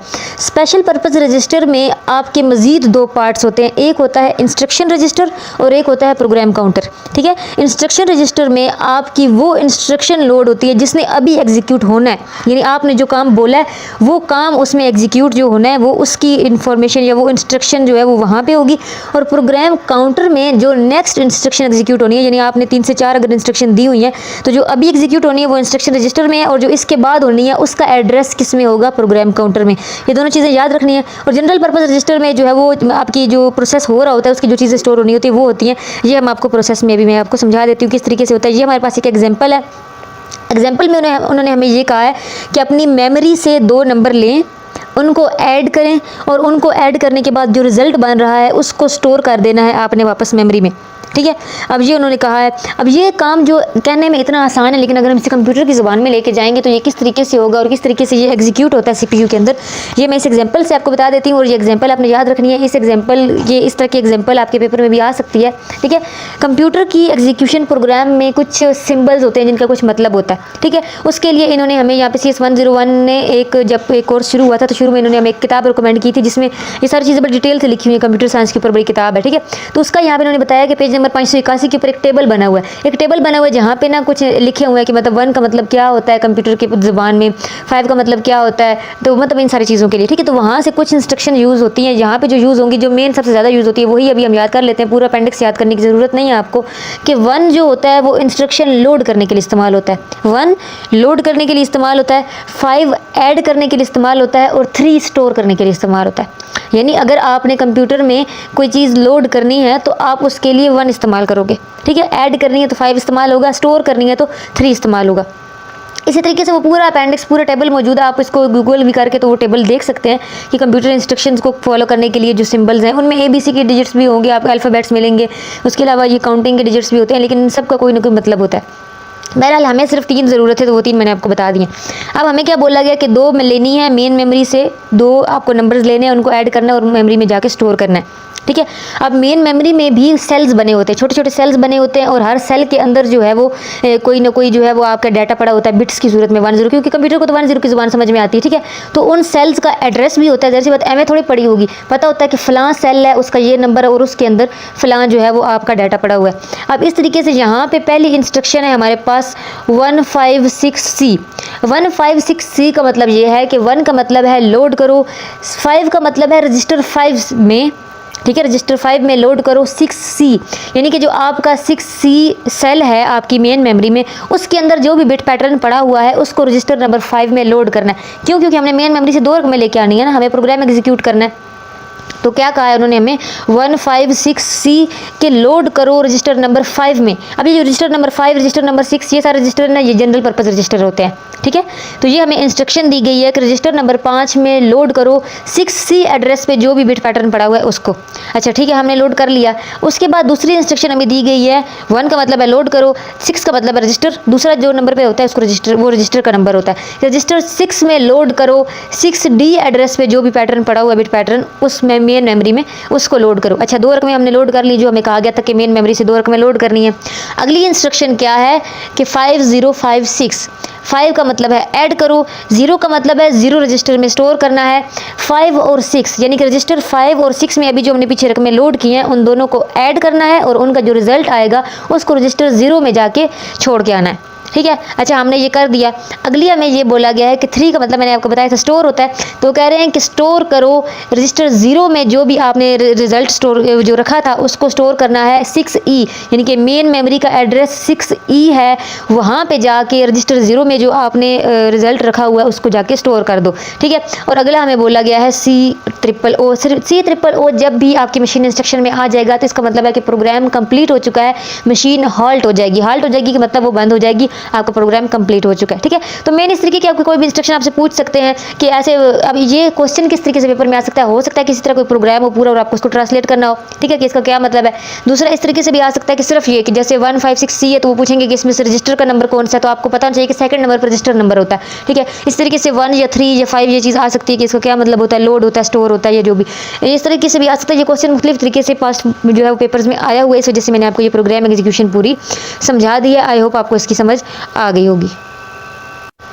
ये देखिए बिल्कुल वही चीज़ जो वहाँ पे हमने पूरी एग्जांपल हल की है उसका यहाँ पे इन्होंने CPU में स्ट्रक्चर बना के बताया हुआ है। ये एक तरफ मेमोरी है, मेमोरी के अंदर सेल्स और उसके एड्रेस बने हुए हैं, पूरे एड्रेस बने हुए हैं। और यहाँ पे एक तरफ देखिए हमारे पास जनरल रजिस्टर हैं जिनके सिंपली नंबर्स होते हैं, और जो स्पेसिफिक रजिस्टर है हमारे उनमें एक प्रोग्राम काउंटर होता है यानी स्पेशल रजिस्टर, और एक इंस्ट्रक्शन रजिस्टर है। इंस्ट्रक्शन रजिस्टर में हमारे पास वो आएगी रकम जिसको अभी हमने एग्जीक्यूट करना, और प्रोग्राम काउंटर में वो आएगी जिसको उसके बाद एग्जीक्यूट किया जाएगा, और जनरल पर्पस रजिस्टर में आते रहेंगे। ये देखिए एड्रेसेज हैं, ये सेल्स हैं, ठीक है। तो अब जो हमने ऊपर इंस्ट्रक्शन हल की है उसमें हमें जो बोला गया था 15/6C, यानी कि पहले 2 सेल के हमें बोला गया था 15/6C कि लोड करो रजिस्टर नंबर 5 में 6C के अंदर जो बिट पैटर्न मौजूद है। अब ये 6C जो है ये सेल क्या है, इसके अंदर जो बिट पैटर्न था वो हमने वहाँ पे लोड करना था। इस तरीके से यहाँ पे जब हमने उसको लोड किया रजिस्टर नंबर 5 में रखा, फिर उसके बाद रजिस्टर नंबर 6 में नेक्स्ट वाला रखा, और यहाँ पे एंड जो था C डबल हम आखिर वाला दोनों को यानी A8 और A9 को मिलाएं तो C00 बन जाता है। C00 जब भी आ जाएगा, ये आपका एक इंपॉर्टेंट MCQs भी है कि मशीन तब हाल्ट होती है जब उसके पास इंस्ट्रक्शन रजिस्टर में C00 आ जाता है, ठीक है। ये याद रखना है आपने। ये इस तरीके से था। नेक्स्ट जो है वो हमारा लॉजिकल ऑपरेटर्स था, इसी टॉपिक में मैंने आपको बताया था। तो लॉजिकल ऑपरेटर्स जो है ये कहा जाता है हमारे बूलियन ऑपरेटर्स को, इनको बिट वाइज ऑपरेशन भी कहा जाता है, लॉजिकल ऑपरेटर्स भी कहा जाता है। जब आपको 2 इनपुट्स दी जाएं बिट्स की सूरत में, बिट्स की स्ट्रिंग की सूरत में, और आपको उनके सिंगल आउटपुट निकालनी हो तो इस ऑपरेशन को क्या कहते हैं, बिट वाइज ऑपरेशन कहते हैं या लॉजिकल ऑपरेशन कहा जाता है। और इसमें ऑपरेटर्स वही हैं जो मैं आपको ऑलरेडी पीछे एक क्वेश्चन में समझा चुकी हूँ कि एक एंड ऑपरेटर होता है, एक और एक एक्सक्लूसिव और एक नॉट। काम वही है। यहाँ पे इन्होंने बिट पैटर्न लगा के दिखाया हुआ है कि एंड के लिए हमने पता ना 2 इनपुट्स लेनी होती है तब वो आउटपुट देता है, तो यहाँ इन्होंने इस क्वेश्चन को सिंपली हल करके दिखाया हुआ है। अब एंड आउटपुट 1 तभी देता है जब मैंने आपको बताया था कि जब उसकी दोनों इनपुट्स 1 होती हैं, अदरवाइज वो 0 ही देता है। इन्होंने ये क्वेश्चन हल किया हुआ है। आप इसको जो है वो राइट हैंड से शुरू करें तो ये देखें 1 और 0 को अगर हम इस पे एंड ऑपरेटर लगाएंगे तो ये 0 देगा। क्यों? क्योंकि हमारे पास इसने 1 सिर्फ तभी देना है जब इसकी दोनों इनपुट्स 1 होती हैं। इस तरीके से 1 और 0 करेंगे तब भी 0 आएगा, डबल 0 है तब भी 0 आएगा, 1 1 है तो आंसर 1 आएगा, 1 0 है तो 0 आएगा, डबल 0 है तो 0 आएगा, 0 1 है तो 0 आएगा, और डबल 1 है यानी कि दोनों इनपुट्स 1 है तो 1 आएगा। इसी तरीके से और का मैंने बताया था कि अगर इनकी दोनों इनपुट्स में से एक भी 1 है तो ये आपको आंसर 1 देगा। सिर्फ इसका आंसर 0 तब होता है जब इसकी दोनों इनपुट्स 0 होती हैं। इसी तरीके से एक्सक्लूसिव आर है तो एक्सक्लूसिव आर का मैंने आपको बता दिया था कि जब इसकी दोनों इनपुट्स सेम होती हैं तो ये 0 देता है, जब डिफरेंट होती है तो ये 1 देता है। तो इसको बस आपने ये नाम याद रखना कि लॉजिकल ऑपरेटर्स होते हैं या बिट वाइज ऑपरेशन भी कहा जाता है इसको। तो यही चीज़ थी। हमारा इंपॉर्टेंट टॉपिक है अरिथमेटिक ऑपरेटर्स। अरिथमेटिक ऑपरेटर्स में हमने ये देखना है कि किस तरीके से हम एडिशन, मल्टीप्लिकेशन, सब्ट्रैक्शन वगैरह वो सब कुछ कर सकते हैं। अच्छा, एडिशन तो मैंने आपकी बाइनरी को समझा दी थी आपको कि उसके एडिशन करने के लिए क्या रूल्स होते हैं, ठीक है। किस तरीके से हम ऐड करते हैं इनको कि 1 और 1 को प्लस किया जाए तो 10 बनता है, अदरवाइज बाकी तो सेम ही था, ठीक है, वो चीज़ है। अब यहाँ पे इन्होंने हमें ये प्लस करके दिखाया हुआ है टूज कॉम्प्लीमेंट। अच्छा, ये जो एडिशन सब्ट्रैक्शन होती है ये नॉर्मली टूज कॉम्प्लीमेंट वाला जो टेबल है ना उस हिसाब से होती है, ठीक है। क्योंकि जब हमने होल्स यानी कि होल हमारे पास सिंपल पॉजिटिव इंटीजर्स या नेगेटिव सिर्फ इंटीजर्स होते हैं तो इनको स्टोर करने के लिए कंप्यूटर में ज़्यादातर टूज कॉम्प्लीमेंट नोटेशन यूज़ होती है। और अगर पॉइंट वाली आ जाए तो फिर हमारे पास फ्लोटिंग पॉइंट नोटेशन, जो कि हम ऊपर डिटेल से पढ़ चुके हैं, मैं इसी वीडियो में आपको समझा चुकी हूँ। अच्छा, अब बात यह है कि अरिथमेटिक ऑपरेटर्स ये हैं कि प्लस माइनस तो हमें समझ में आ गया था किस तरीके से करना है, यहाँ पे इन्होंने प्लस करके दिखाया हुआ है। लेकिन साथ इन्होंने ये चीज़ बताई है कि अगर ये हम टूज कॉम्प्लीमेंट में जिस तरह बाइनरी में करते हैं जो जवाब आता है, तो अगर हम इसको सिंपली भी करके देखें तो वही जवाब आता है। यानी कि 3 और 2 को अगर सिंपली हम प्लस करें तो हमारे पास 5 बनता है, और वही अगर हम 3 का बाइनरी लें, 2 का बाइनरी दें, इनको जो प्लस करें तो जो बाइनरी में जवाब आता है वो भी वही होता है जो हमारा 5 होता है, यानी कि यहाँ पे इन्होंने ये हमें टेबल में ये चीज़ बताई हुई है, सिंपली चीज़ है। इसके अलावा मैंने आपको टूज कॉम्प्लीमेंट में बताया था कि अगर आपको पॉजिटिव इंटीजर्स याद है तो उनको नेगेटिव में किस तरीके से चेंज करते हैं कि आपने जो है वो लेफ्ट साइड से देखना है, 1 पहला आएगा तो 1 के बाद अगली जितनी भी हैं अगर पॉजिटिव की उसको ऑपोजिट कर दोगे कि यानी 1 को 0 कर दोगे, 0 को 1 कर दोगे तो आपका क्या बन जाएगा, वो माइनस बन जाएगा। इसके लिए कंप्लीटली आप वो सेक्शन दोबारा भी देख सकते हैं। मेन टॉपिक जो आज का हमारा है वो है कि मल्टीप्लिकेशन या डिवीजन करनी हो हमें बाइनरी में तो वो किस तरीके से करते हैं, ठीक है। तो मल्टीप्लिकेशन या डिवीजन करनी हो तो उसके लिए क्या करना है कि सबसे पहले मल्टीप्लिकेशन का बताती हूँ कि हमें रिपीटिव एडिशन करनी होती है। फॉर एग्जाम्पल अगर हमें 8 को 3 से मल्टीप्लाई करना है तो हम क्या करेंगे कि 8 को 3 टाइम ऐड कर लेंगे, यानी 8 का जो भी हमारे पास बाइनरी होगा टूज कॉम्प्लीमेंट नोटेशन में वो हम लिखेंगे 3 बार और उन तीनों को ऐड कर लेंगे, जो जवाब आएगा वो हमारे पास मल्टीप्लिकेशन होगी 8 मल्टीप्लाई 3 की। अगर हम इसे नॉर्मली भी देखें तो 8 3 से 24 होता है और अगर हम 8 + 8 + 8 करें तो तब भी 24 ही जवाब आता है। लेकिन हमने बाइनरी में ये देखना है कि बाइनरी में मल्टीप्लिकेशन का तरीका ही ये है कि उसे जितनी बार मतलब मल्टीप्लाई करने का बोला गया उतनी बार हम ऐड कर लें, ठीक है। ये मैंने नीचे एग्जाम्पल जो है वो आपको इसकी करके भी दिखा दी हुई है, पिक में आप देख सकते हैं। दूसरी चीज़ है डिवीजन। डिवीजन किस तरीके से की जाती है, ये सब्ट्रैक्शन के तरीके से होती है। फॉर एग्जांपल हमें कहा गया है कि आपने जो है वो 24 को मल्टीप्लाई करो डिवाइड करो 8 पे, ठीक है। अब 24 को अगर हम 8 पे डिवाइड करें तो नॉर्मली हम डिवाइड कर लें तो हमारे पास आंसर 3 आता है। तो इसका तरीका ये है कि आपको जिन 2 रकमों को डिवाइड करने के लिए बोला गया है उनको उसमें से माइनस करना शुरू कर दो। फॉर एग्जांपल हमें 24 को 8 के कहा गया तो 24 में से 8 माइनस करो, जो जवाब आएगा उसमें से फिर 8 माइनस करो, जो जवाब आएगा उसमें से फिर 8 माइनस करो। उस वक्त तक उस रकम को माइनस करते जाओ जब तक 0 जवाब नहीं आता और एंड पे सिर्फ ये गिन लो कि इस पूरे प्रोसेस में कितने स्टेप्स बने हैं। फॉर एग्जाम्पल अगर 24 को 8 पे जो है वो डिवाइड किया जाए तो हमारे पास स्टेप 3 बनते हैं, इन 3 स्टेप्स के बाद हमारे पास आंसर 0 आ चुका है। तो मतलब कि हमारे डिवाइड करने के बाद आंसर 3 आएगा। और हम नॉर्मली अगर जो हमारे 10 कॉम्प्लीमेंट होती है यानी कि डेसिमल में करें तो हमारा जवाब 3 ही होता है, 8 3 बार 24 होता है, ठीक है। 8 3 से 24 तो यानी कि तब भी हमारा आंसर 3 ही आता है। लेकिन बाइनरी में इसका करने का तरीका ये है कि आप सब्ट्रैक्शन करते जाएंगे और उस वक्त तब सब्ट्रैक्शन करनी है जब तक आपका 0 नहीं आ जाता। जैसे ही आपका 0 आ जाएगा उसके बाद आप सिर्फ देख लेंगे कि कितने स्टेप्स बने थे और वो आपका आंसर हो जाएगा। इस तरीके से हमारे ये अरिथमेटिक ऑपरेटर्स होते हैं, ठीक है। लेकिन ये तरीका तभी यूज़ होगा जब हमारे पास कंप्लीट इंटीजर्स हैं, यानी कि हमारे पास नेगेटिव या पॉजिटिव में सिंपल रकम है। अगर आपकी जो है वो पॉइंट में आ जाती है रेडिक्स में तो फिर आपको फ्लोटिंग पॉइंट नोटेशन यूज़ करनी होती है, जो कि मैं आपको ऑलरेडी सिखा चुकी हूँ। नेक्स्ट जो टॉपिक है उसको डेडलॉक कहेंगे। डेडलॉक का जो है वो मेन कंसेप्ट यानी इसकी तारीफ ही पेपर में आई है। इसका मैं आपको समझा देती हूँ कि डेडलॉक क्या होता है कि जब एक कंप्यूटर पे फॉर एग्जांपल 2 ऐसे प्रोसेसेस आमने सामने आ जाए कि उनको सेम चीज़ की ज़रूरत है लेकिन वो उनको ज़रूरत पूरी नहीं हो पा रही, वो आमने सामने आ गया। फॉर एग्जाम्पल एक प्रोसेस है कंप्यूटर पर प्रोसेस हो रहा था और उसको कंप्यूटर प्रिंटर पर वो अब है, यानी कंप्यूटर से उसे कुछ प्रिंट करवाना था, प्रिंटर तक तो वो पहुँच गया। अब नेक्स्ट वो वेट कर रहा है CD प्लेयर का, उसे कुछ प्ले करना है, उसे CD प्लेयर चाहिए। दूसरी तरफ एक और प्रोसेस चल रहा है उसी कंप्यूटर पर जो CD प्लेयर पर मौजूद है, अब उसे प्रिंटर चाहिए। अब एक प्रिंटर पे रुका हुआ है, एक CD प्लेयर पे रुका हुआ है, दोनों को एक को प्रिंटर की ज़रूरत है, एक को CD प्लेयर की ज़रूरत है। अब क्या है, क्रॉस रास्ता नहीं है कि किस तरीके से एक पीछे हटे और वो दूसरा CD प्लेयर तक आए और वो जो प्रिंटर वाला है वो जो है वो दूसरी जगह पे आए। जैसे यहाँ पे इन्होंने तस्वीर में बताया हुआ, ये देखिए जैसे 2 ट्रेन गुजर रही हैं, अब इस ट्रेन को यहाँ जाना है तो इसका लास्ट वाला हिस्सा भी यहाँ पे रुका हुआ और इसको यहाँ जाना। तो ये सिचुएशन जब कंप्यूटर में बन जाती है कि दोनों एक ही चीज़ का अपोजिट चीज़ का वेट कर रहे हैं और वो दोनों दूसरे के पास मौजूद हैं, तो इस सिचुएशन में जो है वो क्या किया जाता है, इस सिचुएशन को जो है वो डेडलॉक सिचुएशन कहा जाता है। और इसको हल करने के लिए पहले तो ये कि अगर ऐसी सिचुएशन हो जाए तो फिर उसको हल करने के लिए क्या है कि शेड्यूलर के अंदर deadlock detection and correction schemes मौजूद होती हैं, ठीक है। और दूसरी चीज़ कि ऐसी सिचुएशन को अवॉइड करने के लिए कुछ स्कीम्स बनाई गई हैं जिनको डेडलॉक अवॉइडेंस स्कीम्स कहा जाता है। तो बस आपने इसके बारे में इतना ही याद रखना है। नेक्स्ट इंपॉर्टेंट टॉपिक है सॉफ्टवेयर क्लासिफिकेशन। तो सॉफ्टवेयर के बारे में हम पहले ही पढ़ चुके हैं कि हमारे जो ऑपरेटिंग सिस्टम है मेनली तो वो सॉफ्टवेयर ही होते हैं, ठीक है। वो इंस्ट्रक्शंस होते हैं, वो एक प्रोग्राम्स है जो डिज़ाइन किए गए हैं जिन्होंने स्पेसिफिक काम करना। तो वो कितने किस्में होती हैं अब हम उनको क्लासीफाई करेंगे। तो सॉफ्टवेयर की मेनली 2 किस्में हैं, एक होते हैं एप्लीकेशन सॉफ्टवेयर और एक होते हैं सिस्टम सॉफ्टवेयर, ठीक है। 2 होते हैं किसमें, ठीक है। अब एप्लीकेशन सॉफ्टवेयर यहाँ पे ये मैं इस तस्वीर से आपको इजीली समझा दूंगी। एप्लीकेशन सॉफ्टवेयर वो होते हैं जो हमारी ऐप्स बनी हुई है, लाइक हमारी जैसे आप MS वर्ड कह रहे हो, MS एक्सेल वगैरह कह रहे हो, ये सारी एक एप्लीकेशन सॉफ्टवेयर है। आपके पास एप्लीकेशन हैं जिनके जरिए आप मुख्तलिफ टास्क परफॉर्म कर सकते हो। सिस्टम सॉफ्टवेयर जो आपके कंप्यूटर के सिस्टम को चलाते हैं, ऑपरेटिंग सिस्टम होते हैं मेनली, लाइक विंडोज़ कर ले, ठीक है, विंडोज़ वगैरह। अब जैसे विंडोज़ पुरानी विंडोज़ में कम सिस्टम थे, कम यूटिलिटीज़ थी, नेक्स्ट आते गए तो वो चीज़ें बढ़ती गई इस तरीके से, ठीक है। और उसके बाद फिर सिस्टम सॉफ्टवेयर भी 2 किस्म के होते हैं, एक होते हैं यूटिलिटी सॉफ्टवेयर और एक होते हैं मेनली ऑपरेटिंग सिस्टम, ठीक है। तो जो यूटिलिटी सॉफ्टवेयर और ऑपरेटिंग सिस्टम है, यूटिलिटी सॉफ्टवेयर वो होते हैं कि जो मतलब आपके सॉफ्टवेयर की जितने यूनिट्स होते हैं, ठीक है। आपके ऑपरेटिंग सिस्टम इटसेल्फ एक ऑपरेटिंग सिस्टम है, लेकिन उसके मुख्तलिफ यूनिट्स को कलेक्टिवली जो है वो यूटिलिटी सॉफ्टवेयर किया जाता है, जो इंस्टॉलेशन यानी और आपकी परफॉर्मिंग जो एक्टिविटीज़ जो परफॉर्मिंग हो रही है कि फ़लाँ प्रोग्राम इंस्टॉल हो रहा है, दूसरा हो रहा है, तो इन सारी चीज़ों को जो देखते हैं, ठीक है, जो आपकी कैपेबिलिटी आपके ऑपरेटिंग सिस्टम की कैपेबिलिटीज़ को इन्हेंस करने के लिए होते हैं, यानी कि समझ लें कि उनकी मेंटेनेंस के लिए होते हैं। आपके मेन सॉफ्टवेयर की वो यूटिलिटी सॉफ्टवेयर होते हैं, और जो आपके मेन ऑपरेटिंग सिस्टम है वो आपके ऑपरेशंस को ऑपरेट करने वाले काम, यानी कि अब इसके मेन दो कंपोनेंट्स होते हैं, एक यूज़र इंटरफेस होता है और एक कर्नल होता है। यूज़र इंटरफेस वो होता है जो यूज़र के साथ कनेक्ट कर रहा होता है, यूज़र से इंस्ट्रक्शन लेना, यूज़र को जो है वो उसका रिजल्ट देना, ये सारा काम यूज़र इंटरफेस कर रहा होता है, यूज़र इंटरफेस। और उसके बाद कर्नल जो होता है वो बेसिक जो आपके कंप्यूटर के अंदर इंटरनल सिस्टम मौजूद है ना, जिस तरीके से वो प्रोसेस आपका सारा एग्जीक्यूट होता है कि यूज़र ने आपको जो काम बोला है करने को, तो वो अंदर जिस तरीके से होगा वो जो ऑपरेशन हो रहे होते हैं। फॉर एग्जांपल अगर आपने कोई फाइल जो है वो सेव करनी है, कोई भी चीज़ स्टोर करनी है, तो एवरीथिंग ये जो चीज़ें अंदर हो रही होती हैं, इन सब को क्या कौन कंट्रोल कर रहा होता है? कर्नल कर रहा होता है। अब इन सब को हम सॉफ्टवेयर के कंपोनेंट्स भी कह सकते हैं, ठीक है। ऑपरेटिंग सिस्टम के कंपोनेंट्स भी हैं, और ये कंपोनेंट्स इंपॉर्टेंट है, इनकी डिटेल जो है वो कंपोनेंट्स वाले फाइल में नेक्स्ट जो है वो क्लिप में आपको वहाँ पे मैं डिटेल से बता दूंगी, ठीक है, कि कर्नल के मजीद मतलब क्या क्या काम हो सकते हैं, यूज़र इंटरफेस क्या होता है, और आजकल जो यूज़र इंटरफेस यूज़ हो रहे हैं वो कौन कौन से हैं।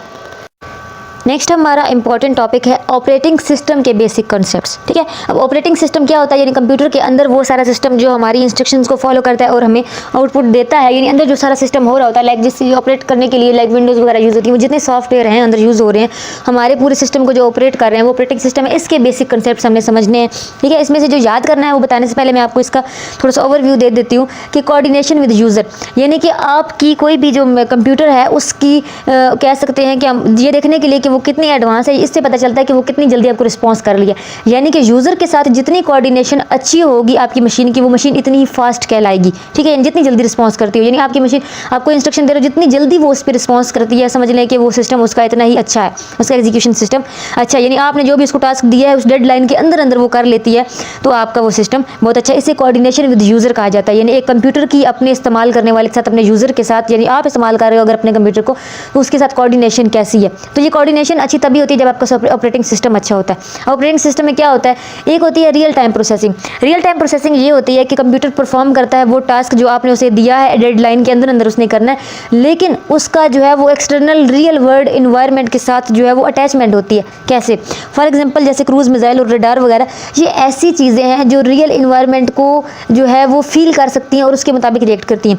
अब क्रूज मिसाइल के अंदर ऐसा ऑपरेटिंग सिस्टम एम्बेड किया गया होता है कि फॉर एग्जांपल अगर इसका टारगेट सेट कर दिया गया ना कि इसने वहाँ जाके लगना है, तो अगर उसके रास्ते में कोई दरख्त आ जाता है या कोई बिल्डिंग आ जाती है तो ये अपनी डायरेक्शन चेंज कर लेता है, यानी वहाँ से इसको सिग्नल्स दे दी जाते हैं। इसका सेंसर ऐसा इसके अंदर लगा हुआ है कि हाँ ये मतलब सीधा जा रहा है, बिल्कुल सीधा स्ट्रेट जा रहा है, आगे इसकी बिल्डिंग आगे तो ये ऊपर की तरफ हो जाएगा और बिल्डिंग को क्रॉस करके फिर ये सीधा चला जाएगा। यानी इसके अंदर ऐसा सेंसर मौजूद होता है कि ये रियल वर्ल्ड इन्वायरमेंट को जो है वो रिस्पॉन्स कर सकता है। इसी तरह रडार होता है।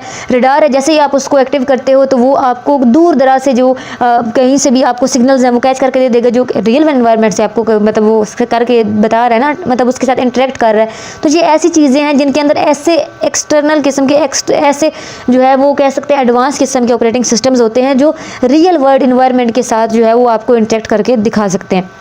ये प्रोसेसिंग होती है, ठीक है। अब ये जो इंटरेक्टिव प्रोसेसिंग है, ये रियल टाइम प्रोसेसिंग है, इनका सिस्टम ये है कि अगर तो इनको एक यूज़र सिर्फ एक यूज़र को सर्विस कर रहे हैं, ठीक है, एक ही यूज़र है जिनको कंट्रोल कर रहा है, फिर तो बड़ा आसान है इन पे इम्प्लीमेंट करना। लेकिन क्या है कि 16 और 70s में जब ये काम होता था तो उस वक्त के ये सिस्टम बड़े एक्सपेंसिव थे। लेकिन अब ज़रूरत क्या थी कि ऐसे सिस्टम बनाए जाएँ कि मशीन एक ही हो लेकिन वो ज़्यादा से ज़्यादा यूज़र्स को जो है वो सर्व कर सके। तो इसके लिए क्या है कि मज़ीद ऑपरेटिंग सिस्टम्स ऐसे बनाए गए, मज़ीद एडवांस सिस्टम बनाए गए कि वो एक ही ऑपरेटिंग सिस्टम मुख्तलिफ यूज़र्स को जो है वो टाइम दे सके। उसके लिए टाइम शेयरिंग टेक्निक को जो है वो सामने लाया गया। यानी कि टाइम शेयरिंग क्या है कि ऐसा सॉफ्टवेयर डिज़ाइन करना जो सर्विस दे सके मल्टीपल यूज़र को एट द सेम टाइम, ठीक है। ये टाइम शेयरिंग की तारीफ आपने याद रखनी, जिसे स्ट्रक्चर में बताया गया कि एक CPU है और उसको यूज़र कितने हैं, उसके 6 यूज़र हैं। अब शुरू में क्या था कि ठीक है वो 6 यूज़र को टाइम तो दे रहा है, लेकिन क्या था कि एक एक्टिव होता था, दूसरा वेटिंग में होता था, तीसरा जो है मतलब वो रेडी खड़ा है, जैसे इस तरीके से काम होता था, बारी बारी करना पड़ता था। इस तरीके से टाइम शेयरिंग हो रही होती थी, लेकिन इस तरीके से भी काम नहीं चल सकता था। तो दो नई टेक्निक्स ऑपरेटिंग सिस्टम में आई, एक को मल्टी प्रोग्रामिंग कहते हैं और एक को मल्टी टास्किंग कहते हैं। मल्टी प्रोग्रामिंग ये है कि एक ही मशीन पर eight the same time user सारे मिलकर काम कर रहे हो, यानी उसने टाइम शेयर कर दिया सबका और सबके स्मॉल इंटरवल्स बने हुए हैं, हर कोई अपनी जॉब उस अपने अपने इंटरवल पे कर सकता है। At the same time wait नहीं करना किसी को, एक ही मशीन पे 30 यूज़र अपना अपना काम कर रहे हैं, ऐसा कर सकते हैं। ये 30 यूज़र तब की बात हो रही है जब ये शुरू में सिस्टम बनाया गया था, अब तो इससे भी ज़्यादा कर सकते हैं। इवन आप देख रहे होते हो कि एक इंटरनेट सिस्टम पीछे से बनाया गया और उसका लिंक जो है वो अब उसी से आगे तारे निकाल निकाल के हम पूरे पूरे इलाकों को जो है वो इंटरनेट मुहैया कर रहे हैं, सिर्फ उनके साथ उनका कनेक्शन करवा के। अब हर कोई अपने लिहाज से यूज़ कर रहा है, लेकिन क्या है, पीछे सर्विस एक ही है और उससे कितने लोग यूज़र जो है वो फ़ायदा उठा रहे हैं। इसी तरीके से मल्टीटास्किंग होती है।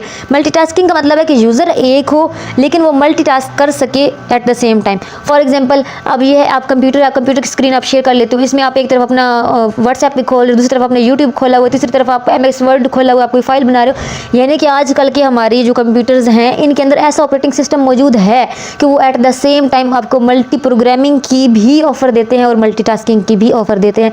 ये दोनों चीज़ें आपने याद रखनी है, ठीक है, कि मल्टीटास्किंग क्या होती है और मल्टी प्रोग्रामिंग क्या होती है। उसके अलावा जो इसमें सिस्टम है वो है लोड बैलेंसिंग का। लोड बैलेंसिंग ये है कि ज़ाहिर सी बात, अब हमने ये देखा कि ऑपरेटिंग सिस्टम ऐसे हैं कि जो मतलब एट द सेम टाइम बहुत सारे काम कर सकते हैं। अब अगर ऐसा हो जाए कि जो 4-5 यूज़र्स काम कर रहे हैं, अगर फॉर एग्जांपल ये तब की मिसाल ले सकते हैं जब एक कंपनी वगैरह में काम हो रहा हो, तो अगर हम देखें कि एक कंप्यूटर के ऊपर बहुत ज़्यादा लोड हो गया, उधर बहुत ज़्यादा काम और बाकी जो है वो नॉर्मल यूज़र्स काम कर रहे हैं, तो तब लोड बैलेंसिंग की टेक्निक भी यूज़ हो सकती है कि आप अपने टास्क को जो है वो उसको सब टास्क में जो है वो करके छोटा करके, यानी कि छोटे छोटे टास्क में करके बाकी कंप्यूटर को भी दे दो कि हाँ इस कंप्यूटर का लोड ज़्यादा है तो उसका काम थोड़ा थोड़ा दूसरे कंप्यूटर्स भी कर लेंगे। इसे स्केलिंग कहा जाता है, यानी लोड बैलेंसिंग के लिए स्केलिंग की टेक्निक यूज होती है। स्केलिंग क्या है कि breaking task into number of sub tasks, ठीक है। और उसके अलावा एक एम्बेडेड सिस्टम्स का एक तरीका है कि मतलब पहले ये होता था, पहले ज़माने में जो कंप्यूटर बनाए गए थे उनको कंट्रोल करने के लिए बैरूनी मशीन, यानी कि रिमोट कंट्रोल सिस्टम हो गया, या फिर इस तरीके से कि बैरूनी तौर पे उन्हें कंट्रोल करने के लिए पूरा सिस्टम बनाया जाता था। लेकिन आजकल की हमारी जो टेक्निक्स जो यूज़ होती हैं, मशीन्स हो गई या हमारे कंप्यूटर्स हो गए या हमारे मोबाइल, इनमें एम्बेडेड सॉफ्टवेयर होते हैं। एम्बेडेड सॉफ्टवेयर का ये होता है कि उनके अंदर ही उनका जो है वो एक ही बार ऑपरेटिंग सिस्टम बना दिया गया, उसे आप बाहर से कंट्रोल नहीं करना। अब आपका मोबाइल है, इसके अंदर जो भी सिस्टम से जितने भी ये काम कर सकता है, एक ही बार इसका ऑपरेटिंग सिस्टम अंदर ही बना दिया गया। अब इससे बाहर से बैठ के इसको कोई कंट्रोल नहीं कर रहा। इसी तरीके से बहुत से होम अप्लायंसेस होते हैं, जैसे हमारा जो कह सकते हैं ओवन हो गया। अब ओवन के अंदर एक ऑपरेटिंग सिस्टम बना दिया गया, उसके अंदर सिस्टम बना दिया गया है कि फलां चीज़ के लिए फलां बटन, अगर आपने बेकिंग के लिए उस पर टाइमर लगाया तो उसका ऑपरेटिंग सिस्टम ऐसा है कि जैसे आपकी टाइमिंग पूरी होगी वो आपको बता देगा। इसी तरीके से हमारी वॉशिंग मशीन को देख लो, वॉशिंग मशीन के अंदर एम्बेडेड सिस्टम, अब बाहर से कोई कंट्रोल नहीं कर रहा, एक ही ऑपरेटिंग सिस्टम उसका बना दिया गया, उसके अंदर फिक्स कर दिया गया कि हाँ जब भी आप उसको ऑन कर दोगे, आपने उसे ऑन किया, टाइमर उसका ऑन हो चुका है, 15 मिनट के बाद वो आप उसकी वो बजना शुरू हो जाएगी और वो आपको अलार्म कर देगा, क्योंकि वो अब उसको बाहर से कंट्रोल नहीं करना, उसके अंदर उसका ऑपरेटिंग सिस्टम एम्बेडेड है, ठीक है। तो ये ऐसे सिस्टम्स होते थे जिनके अंदर ही उनकी बैटरी पावर, उनकी डिमांड को मीट करना डेडलाइन के अंदर, ये सारी चीज़ें उनके अंदर ही एम्बेडेड कर दी गई हैं, बाहर से अब कंट्रोल करने की ज़रूरत नहीं है। और इसकी कुछ नीचे मिसालें भी दी गई हैं, इसको भी 1-2 मिसालें आप इसकी याद रख सकते हैं कि जो VX वर्क्स है इसको डेवलप किया विंड रिवर सिस्टम ने। उसके अलावा जो है वो मार्स एक्सप्लोरेशन रोवर्स हैं जिनको स्पिरिट एंड अपॉर्चुनिटी ने बनाया। उसके बाद विंडोज CE है जिसको डेवलप किया माइक्रोसॉफ्ट ने। तो इनमें से 1-2 नाम जो आपको आसान लगे वो याद कर सकते हैं, क्वेश्चन अगर आ जाए कि एम्बेडेड सिस्टम की कोई मिसालें दें तो रियल अप्लायंसेस के अलावा, यानी होम अप्लायंसेस और विसल्स वगैरह के अलावा की आप मिसाल ये भी दे सकते हो कि इन्होंने ये सिस्टम बनाया जो एम्बेडेड सिस्टम है। नेक्स्ट हमारा इम्पोर्टेंट टॉपिक जो है वो है ऑपरेटिंग सिस्टम के कंपोनेंट्स, जिसकी हम पीछे क्लासिफिकेशन वाले एक टॉपिक में बात कर भी चुके हैं कि जिस तरीके से सॉफ्टवेयर की क्लासिफिकेशन हुई होती है, ठीक है। सॉफ्टवेयर की क्लासिफिकेशन हमने वहाँ पे पढ़ ली कि 2 किस्म के होते हैं, एक एप्लीकेशन होते हैं और एक सिस्टम सॉफ्टवेयर होते हैं। फिर हमने सिस्टम सॉफ्टवेयर में देखा था कि एक यूटिलिटी सॉफ्टवेयर होते हैं जो मेंटेनेंस के लिए होते हैं आपके, ठीक है, सिस्टम की। दूसरे ऑपरेटिंग सिस्टम होते हैं। अब ये जो ऑपरेटिंग सिस्टम के मेन कंपोनेंट्स हैं ना कि यूज़र इंटरफेस और कर्नल, इन दोनों की डिटेल इस टॉपिक में होगी। देख लेते हैं कि इसके मेन कंपोनेंट्स में जो है वो यूज़र इंटरफेस है। तो यूज़र इंटरफेस का मकसद क्या है, मेन काम क्या है कि उसने हैंडल करनी होती है एक यूज़र की कम्युनिकेशन सिस्टम के साथ, ठीक है। कि यूज़र मुझे कोई काम करना है तो मैं जब कंप्यूटर के साथ कनेक्ट कर रही हूँ तो मैं कनेक्ट करने के एबल उसको कंप्यूटर मुझे जो है वो रिस्पॉन्स करे, इस चीज़ को संभालना किसका काम है, यूज़र इंटरफेस का। तो पुराने जो यूज़र इंटरफेस यूज़ होते थे उनका नाम शेल था, जो आजकल यूज़ हो रहे हैं वो ग्राफिक यूज़र इंटरफेस है, ठीक है। उसके अलावा जो दूसरी इंपॉर्टेंट चीज़ है, और ये जो ग्राफिक यूज़र इंटरफेस है ये विंडो मैनेजर होते हैं, ठीक है। इन्होंने विंडो को मैनेज करना होता है, इनका मेन काम यही होता है कि इन्होंने विंडो को मैनेज करके रखना होता है। अब जो कर्नल होता है, कर्नल ने क्या करना होता है, कर्नल का मैं आपको बता देती हूँ कि कर्नल ने मुख्तलिफ काम संभालने होते हैं। कर्नल फाइल मैनेजर भी है, उसने आपकी फाइल्स को भी संभालना है। आपने फाइल्स को फोल्डर जैसे बनाए होते हैं, वो फाइल के जो फोल्डर्स बन सकते हैं कि फलां जो है इस टॉपिक की या इस नाम की चीज़ें इस चीज़ में होगी, इसमें से जो मुख्तलिफ फोल्डर्स बन सकते हैं, तो ये फोल्डर्स का ऑप्शन आपको कर्नल देता है, ठीक है। उसके अलावा इसका एक और काम काम है जिसको हम डिवाइस ड्राइवर कहते हैं कि आपकी जितनी डिवाइसेस आपके कंप्यूटर के साथ सीपीयू के साथ जुड़ी होती हैं, हर एक कंट्रोलर के जरिए जुड़ी हुई होती है। आपका जो है वो मॉनिटर है तो वो एक कंट्रोलर के जरिए सीपीयू के साथ जुड़ा हुआ है, आपका माउस है वो एक कंट्रोलर के जरिए सीपीयू के साथ जुड़ा हुआ है, कीबोर्ड है, तो हर एक भी जो आपका समझ सकते हैं कंपोनेंट है वो जुड़ा हुआ होता है एक डिवाइस ड्राइवर या कंट्रोलर के जरिए। तो उस डिवाइस ड्राइवर को जो है वो उनका जो है वो कनेक्शन जो है वो अपने सीपीयू के साथ बना कर रखना, उनको उनके टाइमिंग और उनको समझ लें कि उनके ऑपरेशंस को कैरी आउट करना भी किसका काम है, कर्नल का काम है। उसके अलावा जो कर्नल है वो मेमोरी मैनेजर भी होता है कि अगर आप चीज़ें स्टोर कर रहे हो तो अगली चीज़ों को साइड पे करके आपकी नई चीज़ जो स्टोर कर रहे हो उसके लिए जगह बनाना, अगर ज़्यादा एमबीज़ की है तो उसको कंप्रेस करके उसके लिए मेमोरी में छोटी से छोटी स्पेस लगे, ये सारी चीज़ें करना भी किसका काम है, कर्नल का काम है। उसके अलावा जो है वो इसमें दो मजीद ऑप्शन मौजूद होते हैं, एक शेड्यूलर का होता है और एक डिस्पैचर का होता है। शेड्यूलर का ये काम होता है कि वो आपकी प्रोग्राम की जो है वो मतलब एग्जीक्यूशन जो है वो उसको संभालता है, ठीक है। शेड्यूलर ये डिटरमिन करता है कि ये एक्टिविटीज़ किस तरीके से होनी है, एग्जीक्यूशन है उनके लिए टाइम टेबल समझ के बनाता है शेड्यूलर कि ये होगी नेक्स्ट, ये वाली होगी, एक्टिविटीज़ को एग्जीक्यूशन के लिए रेडी करना। और डिस्पैचर का मतलब होता है, डिस्पैचर का ये काम होता है कि वो टाइम एलोकेशन जो है वो उसको संभालता है। ये इन सब की जो एक छोटी छोटी तारीफ है ये मैं आपको एक टेबल की सूरत में दे रही हूँ कि सिर्फ आपने इनके कंसेप्ट याद रखने के किसका क्या काम है, शेड्यूलर क्या करता है, डिस्पैचर क्या करता है, फाइल मैनेजिंग क्या है, मेमोरी मैनेजिंग क्या है, ये इसका मैंने आपको एक टेबल सा जो है वो एक स्लाइड में आपको नजर आ रहा है। बस ये आपने याद रख लेना इसके मेन कंसेप्ट, बस ये इतना ही इंपॉर्टेंट है, इससे ज़्यादा आपने इसकी गहराई में नहीं जाना पेपर के लिए। नेक्स्ट हमारा इंपॉर्टेंट टॉपिक है नेटवर्क क्लासिफिकेशन, ठीक है। ये काफ़ी इंपॉर्टेंट टॉपिक है और बहुत बार डिफरेंट तरीके से शॉर्ट क्वेश्चन, लॉन्ग क्वेश्चन की सूरत में और एमसीक्यूज़ की सूरत में ये पेपर में आ चुका है। इस कंसेप्ट को आपने याद रखना है। सबसे पहले कितने किस्म के नेटवर्क्स होते हैं, वो नेटवर्क्स के सिस्टम होते हैं 4 किस्म के। एक को पैन, लैन, मैन और वैन कहा जाता है। एक पर्सनल एरिया नेटवर्क है, एक जो है लोकल एरिया नेटवर्क है, एक मेट्रोपॉलिटन एरिया नेटवर्क है और एक वाइड एरिया नेटवर्क है। पर्सनल एरिया नेटवर्क जो होता है वो बिल्कुल टिपिकली चंद फ्यू मीटर्स के लिए जो है वो सिस्टम है, यानी कि ये नेटवर्क की क्लासिफिकेशन की गई कि जो इंटरनेट है उसके लिए क्लासिफिकेशन की गई है। अब ये जो सबसे पहला पर्सनल एरिया नेटवर्क है, इसकी जो है वो आप कह सकते हैं रेंज सिर्फ इतनी है जैसे कि अगर एक वायरलेस हेडसेट है उसको स्मार्टफोन के साथ आपने अटैच किया हुआ है, ठीक है, या फिर एक वायरलेस माउस है तो वो अपने पीसी के साथ अटैच है, तो जितना इनमें डिफरेंस होता है ना बस इतना सारा, यानी इतने ही ये सिग्नल कैच कर सकते हैं, इतनी ही इनकी रेंज होती है। दूसरा है लोकल एरिया नेटवर्क। तो लोकल एरिया नेटवर्क इतना इसकी रेंज है कि समझ लें कि अगर एक बिल्डिंग है, कम्प्लेक्स है या एक जो भी इदारा है, फॉर एग्जांपल एक यूनिवर्सिटी है, तो उसका एक नेटवर्क होगा, अगर उसके अंदर इंटरनेट लगा हुआ है तो उसमें जितने कंप्यूटर्स हैं वो उन सबको जो है वो सिग्नल्स मुहैया कर रहा है, ठीक है। तो ये जो सिस्टम होगा इसको कहेंगे लोकल एरिया नेटवर्क।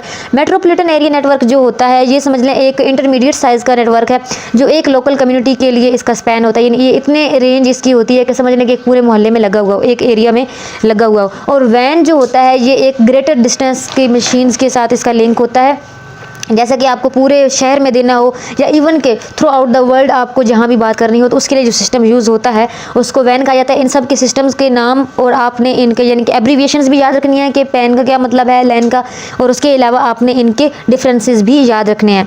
हमारा नेक्स्ट इम्पोर्टेंट टॉपिक CS101 के बारे में है, layered approach to internet software. Layered approach to internet software, ये टॉपिक मैं आपको समझाने से पहले इसके साथ ही पिछले मॉड्यूल में एक शॉर्ट टॉपिक है, मैंने कहा चले मैं आपको साथ में वो भी बता देती हूँ, फिर मैं आपको ये भी समझा दूंगी। वो है ये क्लाइंट साइड और सर्वर साइड वाला, ठीक है। तो कुछ हमारे कंप्यूटर के अंदर ऐसी एप्लीकेशंस होती हैं जो क्लाइंट साइड की होती हैं, यानी हमारी जुबान जो हमारी कही हुई बात है कंप्यूटर को समझाने के लिए होती है, क्योंकि आपको पता है ना हमारी जुबान और है कंप्यूटर की जुबान और है, ठीक है। तो हमारी चीजें कंप्यूटर को समझाना ताकि वो काम वो कर सके जो हमने करना है, और उसके बाद फिर वो काम होने के बाद वो फिर हमारी जुबान में ही हम तक जवाब लोड कराए। यानी आप मोस्टली देखें जैसे गूगल पे आप सर्च करते हो, आप अपनी जुबान में चीजें उसके ऊपर लिखते हो, फिर वो कंप्यूटर समझ जाता है फिर भी, और आपको जो भी उसके बारे में रिजल्ट चाहिए होते हैं, जो भी आपने सर्च किया आपको वो रिजल्ट शो करता है। तो ये जो चीज होती है कि आपके क्लाइंट साइड वाली यानी बात कंप्यूटर को पहुंचाना और फिर सर्वर साइड की बात आपको समझाना, ठीक है। तो दोनों साइड पे कुछ जो है वो एप्लीकेशंस होते हैं, यानी आपकी एक्टिविटीज कंप्यूटर को समझाना और फिर कंप्यूटर की एक्टिविटीज जो भी परफॉर्म हो रही हैं वो आप तक फिर जैसे आप चाहते थे वैसे पहुंचाना। तो इसके लिए दो किस्म की जो है वो हमारे पास एप्लीकेशंस होती हैं, तो इनको आपने याद करना है और आपको पता होनी चाहिए कि कुछ एप्लीकेशंस जो होती हैं वो क्लाइंट साइड की होती हैं और कुछ सर्वर साइड की होती हैं, और उनके नाम जो है वो इस मॉड्यूल के अंदर लिखे हुए हैं, आपने खुद देख लीजिएगा कि यहाँ पे जैसे ये JSP है, ये सर्वर साइड की है, उसके बाद ASP है, JSP, ASP, PHP, CGI, इस तरीके से पिछले मॉड्यूल में यानी कि क्लाइंट साइड कौन सी होती है और सर्वर साइड कौन सी होती है ये आपने याद कर लेना है। ये मतलब इसमें जो है मतलब कौन कौन सी एप्स आती हैं, इसका ये है कि इसका शॉर्ट क्वेश्चन भी आता है और ये MCQs में भी बहुत ज्यादा आने वाला क्वेश्चन है। चलिए हम अपने टॉपिक की तरफ चलते हैं। मेन जो हम पढ़ रहे थे कि इंपॉर्टेंट टॉपिक पूरे टॉपिक जो याद करने वाले हैं उनमें से हमारा टॉपिक था layered approach to internet software. Layered approach to internet software का मतलब क्या है, मैं आपको इसका कंसेप्ट समझाती हूँ। इसका कंसेप्ट ये है कि जब भी हम कंप्यूटर के ऊपर कोई भी चीज किसी दूसरे बंदे को ट्रांसफर कर रहे होते हैं, ठीक है, तो वो किस तरीके से ट्रांसफर होती है, वो कौन कौन सी अप्रोच जो है वो एक सिस्टम जो है कंप्यूटर का वो यूज करता है, ठीक है, वो हमने देखना है। उसके लिए जैसे अब एक इंसान है ना, बात कर रहा है, अगर मैं आप एक बंदे से बात कर रही हूँ, अगर तुम सामने एक दूसरे के सामने बैठे हुए हैं, तो हम क्या कर सकते हैं, हम बोल सकते हैं, सामने वाला सुन सकता है, ये एक डायरेक्ट अप्रोच है, ठीक है, ये एक डायरेक्ट अप्रोच है, दरमियान में किसी लेयर की जरूरत नहीं है हमें, ये एक सिंगल या सिंपल आप कह सकते हैं कम्युनिकेशन है। लेकिन अगर वही बंदा मुझसे दूर होगा तो मैं क्या करूंगी, मैं कोई ना कोई तरीका यूज करूंगी, लाइक मैं उसे मेल कर दूंगी, मैं उसे खत लिखूंगी, कोई भी, तो वो जो दरमियान में प्रोसीजर यूज होगा, फिर उसके लिए बड़े स्टेप्स चाहिए होंगे, कुछ लेयर्स चाहिए होंगी, ठीक है, मैं लिखूंगी, फिर उसे मैं बंद करूंगी, फिर मैं उसे डाकखाने में दे के आऊंगी, यानी अगर मैं खत लिखती हूँ तो वो खत डाकिया उस तक पहुंचाएगा, फिर वो उसे खोलेगा, फिर वो उस पढ़ेगा, तब मेरी बात उस तक पहुंचेगी, यानी दरमियान में बहुत सारे स्टेप्स आ जाते हैं। इसी तरीके से अगर मैं मेल लिखती हूँ तो पहले मैं मेल टाइप करूंगी, फिर वो कंप्यूटर सेंड करेगा, फिर उस कंप्यूटर तक पहुंचेगी, वो दिस दैट एंड ऑल, यानी कि ये सारी चीजें आ जाती हैं। तो वही चीज है कि अगर हम कंप्यूटर पे कोई मैसेज जैसे किसी को भेज रहे हैं, तो कंप्यूटर के अंदर कौन सी ऐसे ऐसे जो लेयर्स हैं जो वो पूरा काम करके अंदर अंदर और हमारी बात वहां तक पहुंचा देती हैं, हमने ये समझना है आज। ये लेयर अप्रोच है। तो कंप्यूटर के अंदर 4 किस्म की लेयर्स यूज होती हैं। कितनी लेयर्स यूज होती हैं? 4 किस्म की यूज होती हैं। एक को एप्लीकेशन लेयर कहते हैं, एक को ट्रांसपोर्ट लेयर कहते हैं, नेटवर्क लेयर और फिर लिंक लेयर। ये 4 लेयर्स यूज होती हैं और ये 4 लेयर्स अपना अपना काम करती हैं, तब एक मैसेज जो टिपिकली है वो जनरेट होता है और सामने वाले तक पहुंचता है। ठीक है, अब ये प्रोसेस किस तरीके से होता है ये हम देखेंगे, यानी कि इन्होंने 3 मॉड्यूल्स यहाँ पे बनाए हुए, लेकिन मैं आपको शॉर्टली बस समझा देती हूँ, जितना पेपर में आता है वही हमने बताना है। ठीक है, एप्लीकेशन सॉफ्टवेयर है, सॉरी लेयर है, दूसरी ट्रांसपोर्ट लेयर है, फिर नेटवर्क लेयर है, फिर लिंक लेयर है। ठीक है, जो मैसेज लिखते हैं ना, यानी कि जो जनरेट होता है, समझ लें वो एप्लीकेशन लेयर में जनरेट होता है, यानी हम मैसेज एप्लीकेशन लेयर को दे रहे हैं। एप्लीकेशन लेयर से मैसेज जो है वो ट्रांसपोर्ट लेयर तक जाता है, तो ट्रांसपोर्ट लेयर क्या करती है, उस मैसेज को छोटे छोटे हिस्सों में बांट देती है ताकि वो मशीन लैंग्वेज में कन्वर्ट हो सके। तो ये जो तरीका होता है कि छोटे छोटे हिस्सों में उसको बांट लेना, इसे पैकेटिंग कहते हैं, यानी उसके पैकेट्स बन जाते हैं। फिर उसके बाद ट्रांसपोर्ट लेयर अपना काम करके वो मैसेज जो है वो नेटवर्क लेयर को दे देती है। नेटवर्क लेयर क्या करती है कि उसको जो है वो पाथ यानी डायरेक्शन बताती है, डायरेक्शन बताती है कि यानी कि समझ लो कि उसको एड्रेस बताती है, एड्रेस बता देती है और वो उस एड्रेस के मुताबिक जो है वो चला जाता है। और लिंक लेयर जो मतलब एड्रेस उसका सेट करके पाथ बता के कि इस रास्ते से आपने जाना है, लिंक लेयर को दे देती है। और लिंक लेयर का काम होता है कि वो मैसेज आपका जो है वो आपकी दूसरा साइड है ना, यानी जिसको आप भेजना चाह रहे हो, डेस्टिनेशन जो आपकी है, उस तक पहुंचाना लिंक लेयर का काम होता है। अब लिंक लेयर ये काम किस तरीके से करती है, सिग्नल्स के जरिए करती है, जैसी बात है जो रूट बने होते हैं उनके जरिए करती है। अब यही चीज आपके दूसरे साइड पे जो कंप्यूटर बैठा हुआ है, कंप्यूटर पड़ा हुआ है जिसपे वो आपकी मेल सेंड हो रही है, वहां पे भी ये 4 लेयर है। आपका मैसेज सबसे पहले लिंक लेयर को पहुंचता है, लिंक लेयर उसको पकड़ती है, फिर उसको डायरेक्शन यानी कि पाथ बताती है कि आपने फलां जगह पे जाना है, एड्रेस दे देती है। नेटवर्क लेयर यानी नेटवर्क लेयर उसको पाथ बता के डायरेक्शन दे के ट्रांसपोर्ट लेयर को देती है। अब ट्रांसपोर्ट लेयर वहां की जो ट्रांसपोर्ट लेयर है वो क्या करती है, छोटे छोटे पैकेट्स को इकट्ठा करके दोबारा एक पूरा मैसेज बना देती है कि जो मैसेज आपने भेजा था, और उसके बाद जो एप्लीकेशन को लेयर को दे देती है, और एप्लीकेशन लेयर वो मैसेज जो है वो आपके दूसरी तरफ जो बंदा बैठा हुआ तो उसको शो कर देती है। यानी एक तरफ से ये डायरेक्ट काम होता है, दूसरी तरफ से ये मतलब इस तरीके से उल्टा काम होता है, और आपका मैसेज जो आपने पहुंचाया होता है वो पहुंच जाता है। तो ये सारा प्रोसेस होता है। यहाँ पे ये देखें उन्होंने स्ट्रक्चर बनाया हुआ है कि एप्लीकेशन लेयर में क्या होता है कि ये एक समझने के मैसेज इसमें प्रिपेयर होता है, ट्रांसपोर्ट लेयर उसको पैकेट्स में जो है वो चॉप कर देती है, छोटे छोटे हिस्से बना देती है। नेटवर्क लेयर क्या है, एड्रेस असाइन करती है आपकी उस जो भी आपका मैसेज है उसको, और लिंक लेयर उसको उस पैकेट को ट्रांसफर करती है। अब ट्रांसफर होने में ये देखें लिंक लेयर ही काम कर रही है, इसके दरमियान नेटवर्क्स हैं, यानी कि जो भी आपके सिग्नल्स वगैरह वो यूज होंगे। अब ये जो इस तरफ वाली लिंक लेयर है ये रिसीव कर रही है पैकेट को, ये रिसीव करके नेटवर्क लेयर को देगी, नेटवर्क लेयर डिटेक्ट करेगा पेज को और उसकी फाइनल डेस्टिनेशन उसको बता देगा, यानी कि डायरेक्शन दे देगा। फिर ट्रांसपोर्ट लेयर को दे देगा, ट्रांसपोर्ट लेयर क्या करेगी, उन सारे पैकेट्स को इकट्ठा करेगी, रीअसेंबल करेगी और मैसेज पूरा एक इकट्ठा बन जाएगा। अब वो पैकेट नहीं होंगे और फिर वो एप्लीकेशन लेयर को जब देंगे तो एप्लीकेशन लेयर पे वो मैसेज आपके रिसीवर को शो हो जाएगा। तो ये इस तरीके से प्रोसीजर होता है एक कंप्यूटर के अंदर जब आप एक मैसेज देते हो। यानी कि फॉर एग्जांपल आप ये सिर्फ समझ लो ना कि व्हाट्सएप पे आपने मैसेज लिखा और दूसरे बंदे तक पहुंचा है, तो उसके अंदर भी इतना प्रोसेस होता है। ठीक है, तो ये एक कंप्यूटर का अपना निजाम है जिसके जरिए जो है वो बात उस तक पहुंचती है। तो इसको जो है वो पहुंचाने के लिए भी, यानी ये जो लेयर्स यूज होती हैं इनके लिए भी कुछ प्रोटोकॉल्स हैं ताकि वो चीज सेफ रहे, सेफली पहुंचे, या कुछ प्रोटोकॉल्स बनाए गए हैं यानी कि इनकी सेफ्टी के लिए समझ लें। उन प्रोटोकॉल्स को क्या कहा जाता है, टीसीपी या आईपी प्रोटोकॉल सूट्स। ठीक है, ये जो प्रोटोकॉल्स हैं ये किसने बनाए हैं, ओपन सिस्टम इंटरकनेक्शन वालों ने। ठीक है, ये जो है वो स्टैंडर्ड्स बनाए हैं। इनमें जो है वो टीसीपी है, आईपी है यानी इंटरनेट प्रोटोकॉल है, एक टीसीपी जो है वो ट्रांसमिशन कंट्रोल प्रोटोकॉल है। तो इनका काम यही है कि ये सेफली आपकी जो भी ये सिस्टम हो रहा होता है ना, ये जो लेयर्स हैं, ठीक है, इनके काम को जो है वो करती है। जैसे अब ये टीसीपी जो है ये डिफाइन वर्जन है ट्रांसपोर्ट लेयर का, ट्रांसपोर्ट लेयर ने जो काम करना होता है ना उसको डिफाइन करती है। ये यानी उसके काम को समझ लें कि मतलब कंप्लीट उसमें कोई मिसलीडिंग ना हो, वो ये सारा संभालना किसका काम होता है, टीसीपी या आईपी प्रोटोकॉल का। तो ये प्रोटोकॉल इस वजह से होते हैं एक प्रोटोकॉल होता है यूडीपी। अब टीसीपी और यूडीपी जो प्रोटोकॉल हैं, इनके बारे में यानी कि समझ लीजिए दोनों का काम एक ही है, लेकिन दोनों की जो है वो क्वालिटी वगैरह में थोड़ा सा फर्क है कि टीसीपी जो है वो रिलायबल बहुत ज्यादा है, यानी गलती नहीं करेगा, ये लेस एफिशिएंट है। ये क्या है, तो लेस एफिशिएंट काम सुस्त करता है। लेकिन अगर आप यूडीपी प्रोटोकॉल यूज करते हो तो ये एफिशिएंट ज्यादा है, लेकिन ये रिलायबल कम है। तो ये इसमें से कुछ डिफरेंस है इसका, ठीक है। तो आप जो भी फिर तरीका यूज करोगे वो आप पे डिपेंड करता है। यानी ये बिल्कुल ऐसा ही है कि एक तरफ आप कहो कि मैंने टीसीएस चीज करवानी है, दूसरी तरफ करवाते हो यूएमएस करवाते हो। यूएमएस आपका हर हाल में 24 घंटे में पहुंच जाता है, टीसीएस जो है जरा वो आहिस्ता पहुंचता है, ठीक है। तो ये बिल्कुल ऐसे है कि चूज आपने करना होता है कि आप कौन सा जो है वो सिस्टम यूज करोगे। तो ये था हमारा जो लेयर अप्रोच, आई होप आपको समझ में आ गई होगी।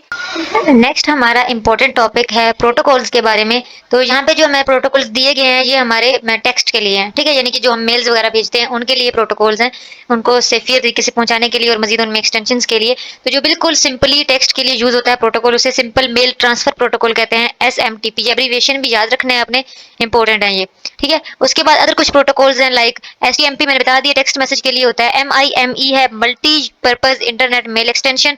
ये किस लिए यूज होती है कि नॉन ऑस्की को, जो नॉन ऑस्की आपने लिखा हुआ है, सिंपली लिखा हुआ है ना आपने, उसको वो कंट्रोल का जो है वो कन्वर्ट करती है SMTP में कंपेटिबल फॉर्म के लिए, ठीक है। उसके बाद पोस्ट ऑफिस प्रोटोकॉल वर्जन 3 है, POP3 जिसे बोलते हैं। ये आप लोगों ने इनके जो है वो याद रखने हैं एब्रीविएशंस। उसके बाद है internet mail access protocol, IMAP इसे बोलते हैं। और ये जो है ये एक्सटेंशंस जो हैं या ये जो प्रोटोकॉल्स हैं ये यूज होते हैं कि आप कई बार मैसेज जो आए हुए मेल्स वगैरह आई हुए उनको डाउनलोड करके आप उस मैसेज को फोल्डर्स वगैरह में भी मेंटेन कर सकते हो, ठीक है। POP जो होता है इसके अलावा वो स्टोर करने मैसेजेस को, उसके अलावा यानी लोकल मशीन में भी आपको स्टोर करने के लिए यूज होता है। IMAP जो है ये सर्वर मशीन के लिए यूज होता है। तो ये हमारे कुछ प्रोटोकॉल्स थे जिनको आपने याद रखना है। हमारा नेक्स्ट इम्पोर्टेंट टॉपिक CS101 का मोस्ट इम्पोर्टेंट है ये मिड टर्म के लिए, ये टॉपिक है HTML का।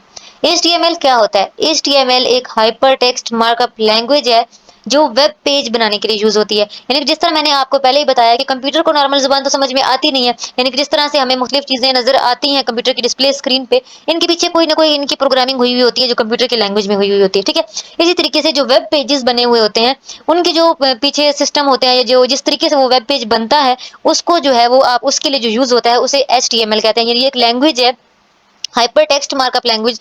यानी आप समझ लें ये एक ऐसी लैंग्वेज है जिसमें टैग्स का इस्तेमाल किया जाता है, स्पेशल सिंबल्स यूज होते हैं इसमें, टैग्स जिनको कहा जाता है, जिसके जरिए जो है वो ये पूरा एक समझ ले प्रोग्राम बनता है और फिर जब वो डिस्प्ले होता है स्क्रीन पे तो एक वेब पेज की सूरत में डिस्प्ले होता है। तो आज मैं इस टॉपिक में आपको सिर्फ ये नहीं बताऊंगी कि HTML होता क्या है, बल्कि हम करके भी दिखाऊंगे आपको, एक हम आपके सामने आपके साथ मिलकर एक वेब पेज भी बनाएंगे कि HTML वाकई किस तरीके से काम करता है।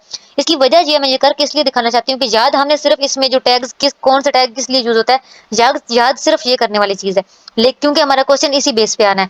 लेकिन होता क्या है कि वहां पे हमें सिचुएशन दे दी जाती है, हमने उसके हिसाब से टैग्स का पूरा एक प्रोग्राम बनाना होता है, लेकिन वो चेक किस तरीके से करते हैं कि उसको सिर्फ वो उन्होंने सेव करके देखते हैं कि वेब पेज इससे बन रहा है कि नहीं बन रहा। अगर नहीं बनेगा तो आपको वो रॉन्ग कर देंगे, ठीक है। इसलिए हमें पहले से प्रैक्टिस करनी है इसकी, और इसके लिए मैं आपको पूरा तरीके से आज बना के भी दिखाऊंगी कि HTML क्या होता है। लेकिन हम उसके बारे में पहले थोड़ा सा पढ़ लेते हैं इसमें क्या होता है। इसमें जो टैग्स यूज होते हैं वो ये देखें कि सिंबल्स की सूरत में यूज होते हैं। जैसे इन्होंने एंड के आसपास ये दो सिंबल्स लगा के लेस देन और ग्रेटर देन की सिंबल लगा के इस तरीके से इसमें जो है वो टैग्स बनते हैं। हेड का टैग बनना है तो उसके साथ ये लेस देन और ग्रेटर देन की सिंबल लगेगा। ये इसका स्टार्ट कोई भी आपने जो टैग बनाना होता है ना, यानी कि अगर हम स्टार्टिंग कुछ बेसिक टैग्स है ना इसकी, जैसे अब ये हेड का टैग है ना, ये बेसिक टैग है, ये इसका स्टार्टिंग टैग होता है, और जो इसका एंडिंग टैग होता है ना उसके अंदर ये एक स्लैश का इजाफा होता है। यानी हेड जो हम बनाएंगे, यानी कि कोई हेडिंग अगर हमने देनी है तो हेड के अंदर जब हम लिखने लगेंगे तो उसके ये शुरू में टैग लगेगा, इसके अंदर हमने जो भी हमारा जो मैटर होगा लिखने वाला, हेड में जो हमने लिखने वाला टाइटल वगैरह लिखना है तो उसको लिखेंगे, और फिर हम इस टैग को बंद जरूर करेंगे। और टैग को बंद करने का मतलब ये है कि हमने आखिर पे फिर ये टैग लगाना है, और इसके साथ हमने क्या है ये स्लैश वाला निशान होना चाहिए, ये इसका बंद करने वाला टैग होता है। इसी तरीके से आगे बॉडी होगा, बॉडी का भी टैग लगाएंगे, फिर बॉडी के अंदर जो कुछ लिखना होगा वो लिखेंगे, और आखिर में फिर बॉडी के टैग को भी क्लोज करेंगे। तो इस तरीके से ये टैग यूज होते हैं। फिर उसके बाद इसकी हेडिंग्स होती हैं, हेडिंग्स के लिए H1 से लेके H6 तक यानी 6 किस्म के टैग्स होते हैं, यानी 6 साइजेस होते हैं हेडिंग्स के, वो यूज होते हैं। और इनके लिए इसी तरह H1 H2 H3, लेकिन मैंने हर टैग को जिसको शुरू करना है उसको बंद जरूर करना है। और बंद करने का क्या तरीका है कि जो भी आपने बीच में लिखना था लिख लिया, और अब एंड पे दोबारा से वही टैग लगाना है, लेकिन साथ में आपने स्लैश लगानी है।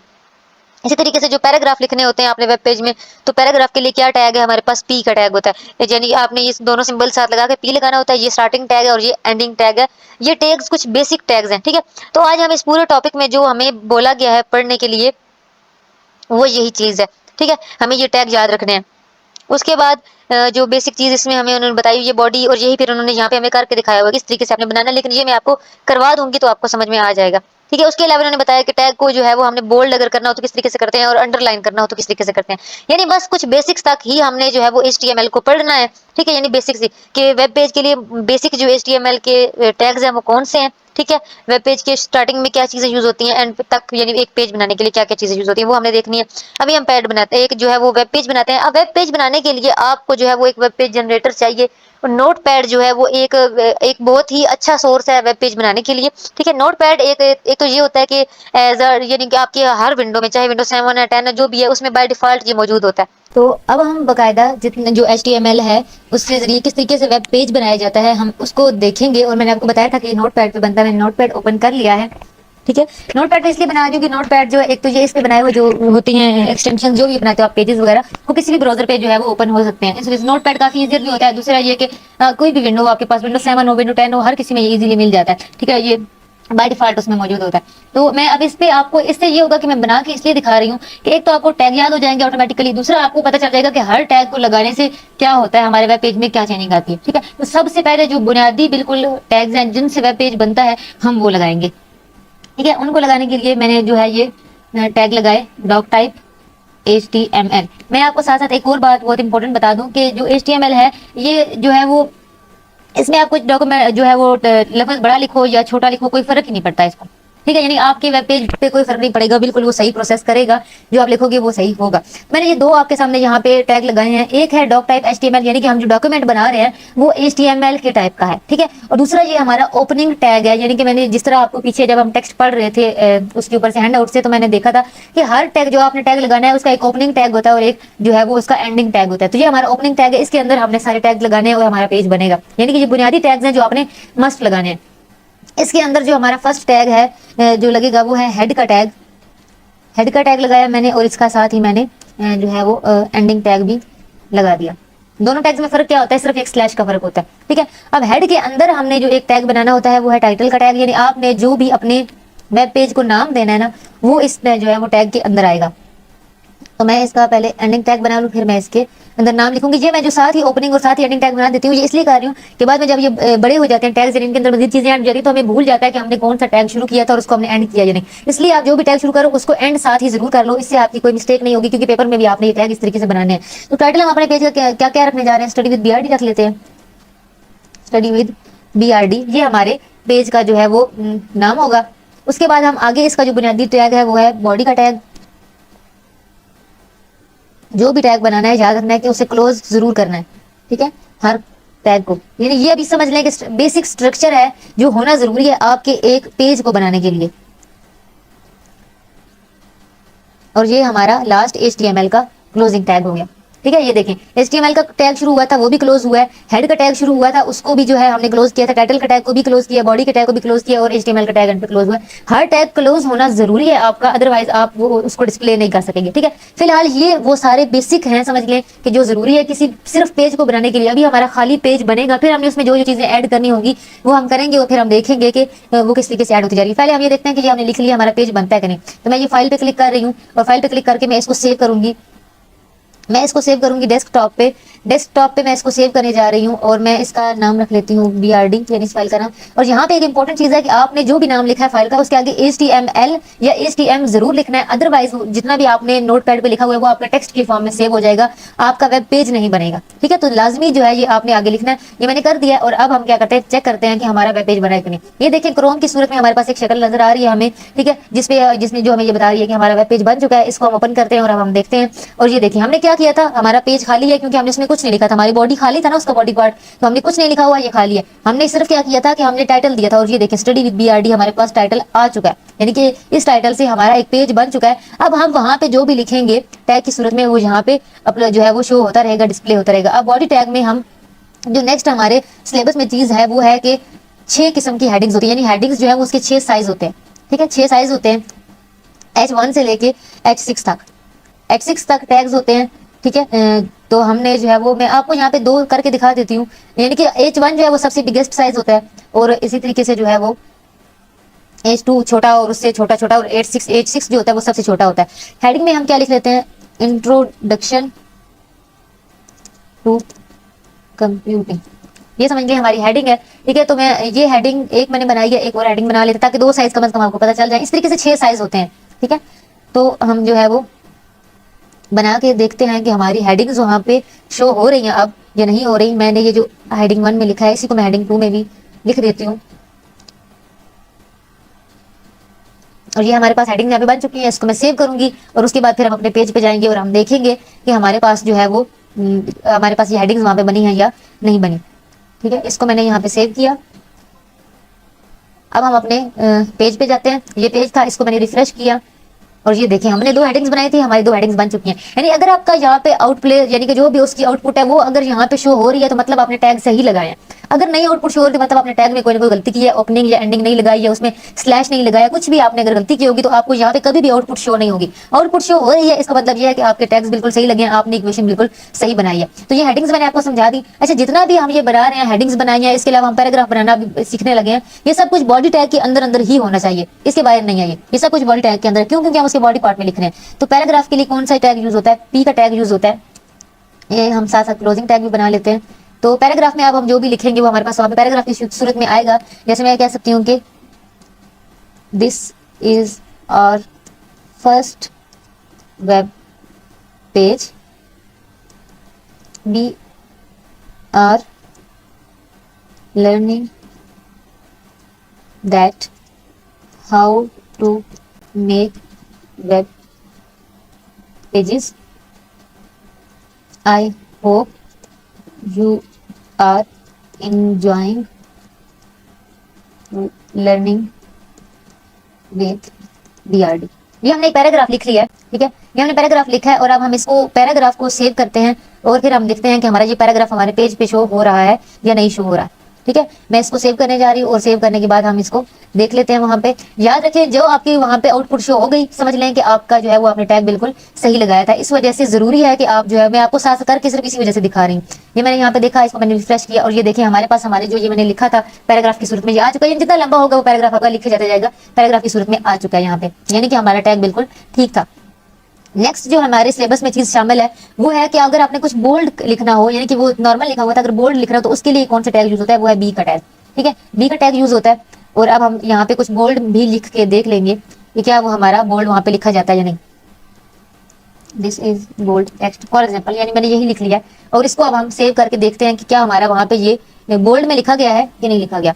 मैं आपको हर एक की बार बार आउटपुट सिर्फ इसीलिए दिखा रही हूँ ताकि आपको ये टैग्स भी साथ साथ याद होते रहें, ठीक है। आपको ये टैग भी याद रखने हैं क्योंकि मेन हमारा जो काम है इसमें वो यही है कि हमने ये टैग याद करने हैं। पेपर में हमारे जो चीज आएगी वो ये टैग वाली ही आएगी। अब हम यहाँ पे देख लेते हैं कि हमारा ये टैग बोल्ड लिखा गया कि नहीं। ये देखें, अब ये हमारा टैग जो हमने अभी लिखा टेक्स्ट वो हमारा बोल्ड लिखा गया। पहले वाला जो लिखा गया था वो नॉर्मल पैराग्राफ की सूरत में लिखा गया था, क्योंकि अब हमने बोल्ड की साथ टैग लगाया था तो ये हमारा बोल्ड हो गया। और आखिरी चीज जो हमारे सिलेबस में शामिल है हमने देखनी है वो है अंडरलाइन।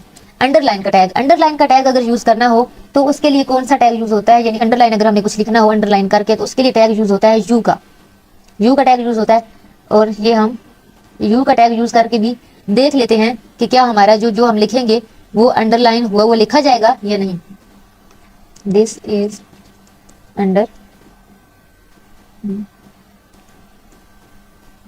Underline text. मैं आपको सिर्फ दिखाने के लिए बार बार एक एक टैग लगा के उसकी आउटपुट भी दिखा रही हूँ ताकि आपको टैग अच्छे से याद हो जाए कि आपने जो भी टैग है आपका उसको जिस तरह ओपन करना है क्लोज भी जरूर करना है, ठीक है। क्लोज करेंगे तो ही आपका जो है वो वहां पे आउटपुट शो होगी। ये हमने यहाँ पे इसको कर दिया सेव और अब हम यहाँ पे इसको रिफ्रेश करेंगे और हम देखते हैं, ये देखिए हमने वो टेक्स्ट लिखा था और वो अंडरलाइन हमारे पास आ चुका है। यानी जो भी हम वहाँ पे लिखते हैं वो हमारे वेब पेज पे इस तरीके से बनता जाता है। इस तरीके से वेब पेजेस बनते हैं। हमारे फिलहाल वेब पेज के लिए जितनी हमें मालूमात CS 101 के इस कोर्स में दी गई है वो इतनी ही है कि वेब पेज किस तरीके से बनाते हैं, उसके लिए क्या क्या बुनियादी टैग होते हैं, उसके अलावा उसमें टाइटल लिखने के लिए, हेड के लिए, बॉडी के लिए क्या टैग्स हैं, हेडिंग्स के लिए क्या टैग होते हैं, पैराग्राफ के लिए क्या होते हैं, टेक्स्ट को बोल्ड करने के लिए क्या है और अंडरलाइन करने के लिए क्या है। ये टैग्स आपको याद करने हैं और इसी तरह आपको वहां पे एक सिचुएशन दे दी जाती है और आपको कहा जाता है कि इसका HTML बनाए। यानी कि आपको एक लाइन लिखी हुई दे दी जाएगी, कोई भी सिचुएशन लिखी हुई दे दी जाती है और आपको कहा जाता है कि वो टैग बनाए। उसमें क्या करना है, आपने बेसिक बनाना है, यानी कि आपने जो है वो शुरू में HTML लिखना है, HTML लिखा, फिर हेड का बनाया, हेड के अंदर टाइटल। टाइटल आपका या तो उन्होंने आपको बताया होगा या फिर उन्होंने कहेंगे कि इस पैराग्राफ का आप खुद से कोई टाइटल रख लो, तो आप कोई भी टाइटल रख लोगे। कोई शॉप वगैरह का नाम हो सकता है, कोई शॉप की किसी की इन्फॉर्मेशन हो सकती है, कुछ भी इन्फॉर्मेशन वो आपको दे देंगे और आपने टाइटल में उसका नाम लिख देना है। और फिर उसके बाद बॉडी के टैग में उन्होंने जो भी आपको इन्फॉर्मेशन दी होगी उसको पेस्ट कर देना है और उसके बाद फिर आपने उस टैग को, बॉडी के टैग को भी बंद करना है और उसके बाद HTML के टैग को बंद, यानी एक स्ट्रक्चर बनाना है बेसिक। यही क्वेश्चन मेरे पेपर में भी आया हुआ था, इस वजह से मैंने जरूरी समझा कि मैं आपको इस तरह प्रैक्टिकली करके दिखाऊं। और मैंने आपको ये इसकी आउटपुट सिर्फ इस वजह से दिखाई कि जब वो पेपर चेक करते हैं तो सिर्फ आपके टैग्स को वो सेव करके वो देखते हैं कि आउटपुट हमारे पास शो हो रही है या नहीं। इसलिए आपके सारे जो टैग्स हैं उनका बिल्कुल सही होना जरूरी है और इसके लिए जरूरी है कि जिस तरह मैंने आपको करके दिखाया आप खुद इसकी प्रैक्टिस करें। सिर्फ सुन लेने से कि फलां के लिए फलां टैग यूज होता है, इससे तैयारी नहीं होती। तो ये बहुत इंपॉर्टेंट है हमारे मिड टर्म के लिए, इवन के फाइनल टर्म के लिए भी जरूरी है कि फाइनल टर्म में भी ये क्वेश्चन रिपीट हो सकता है। इसलिए मैंने आपको ये समझाना जरूरी समझा। आई होप आपको समझ में आ गई होगी। कोई कंफ्यूजन हो तो आप कमेंट बॉक्स में पूछ लीजिएगा।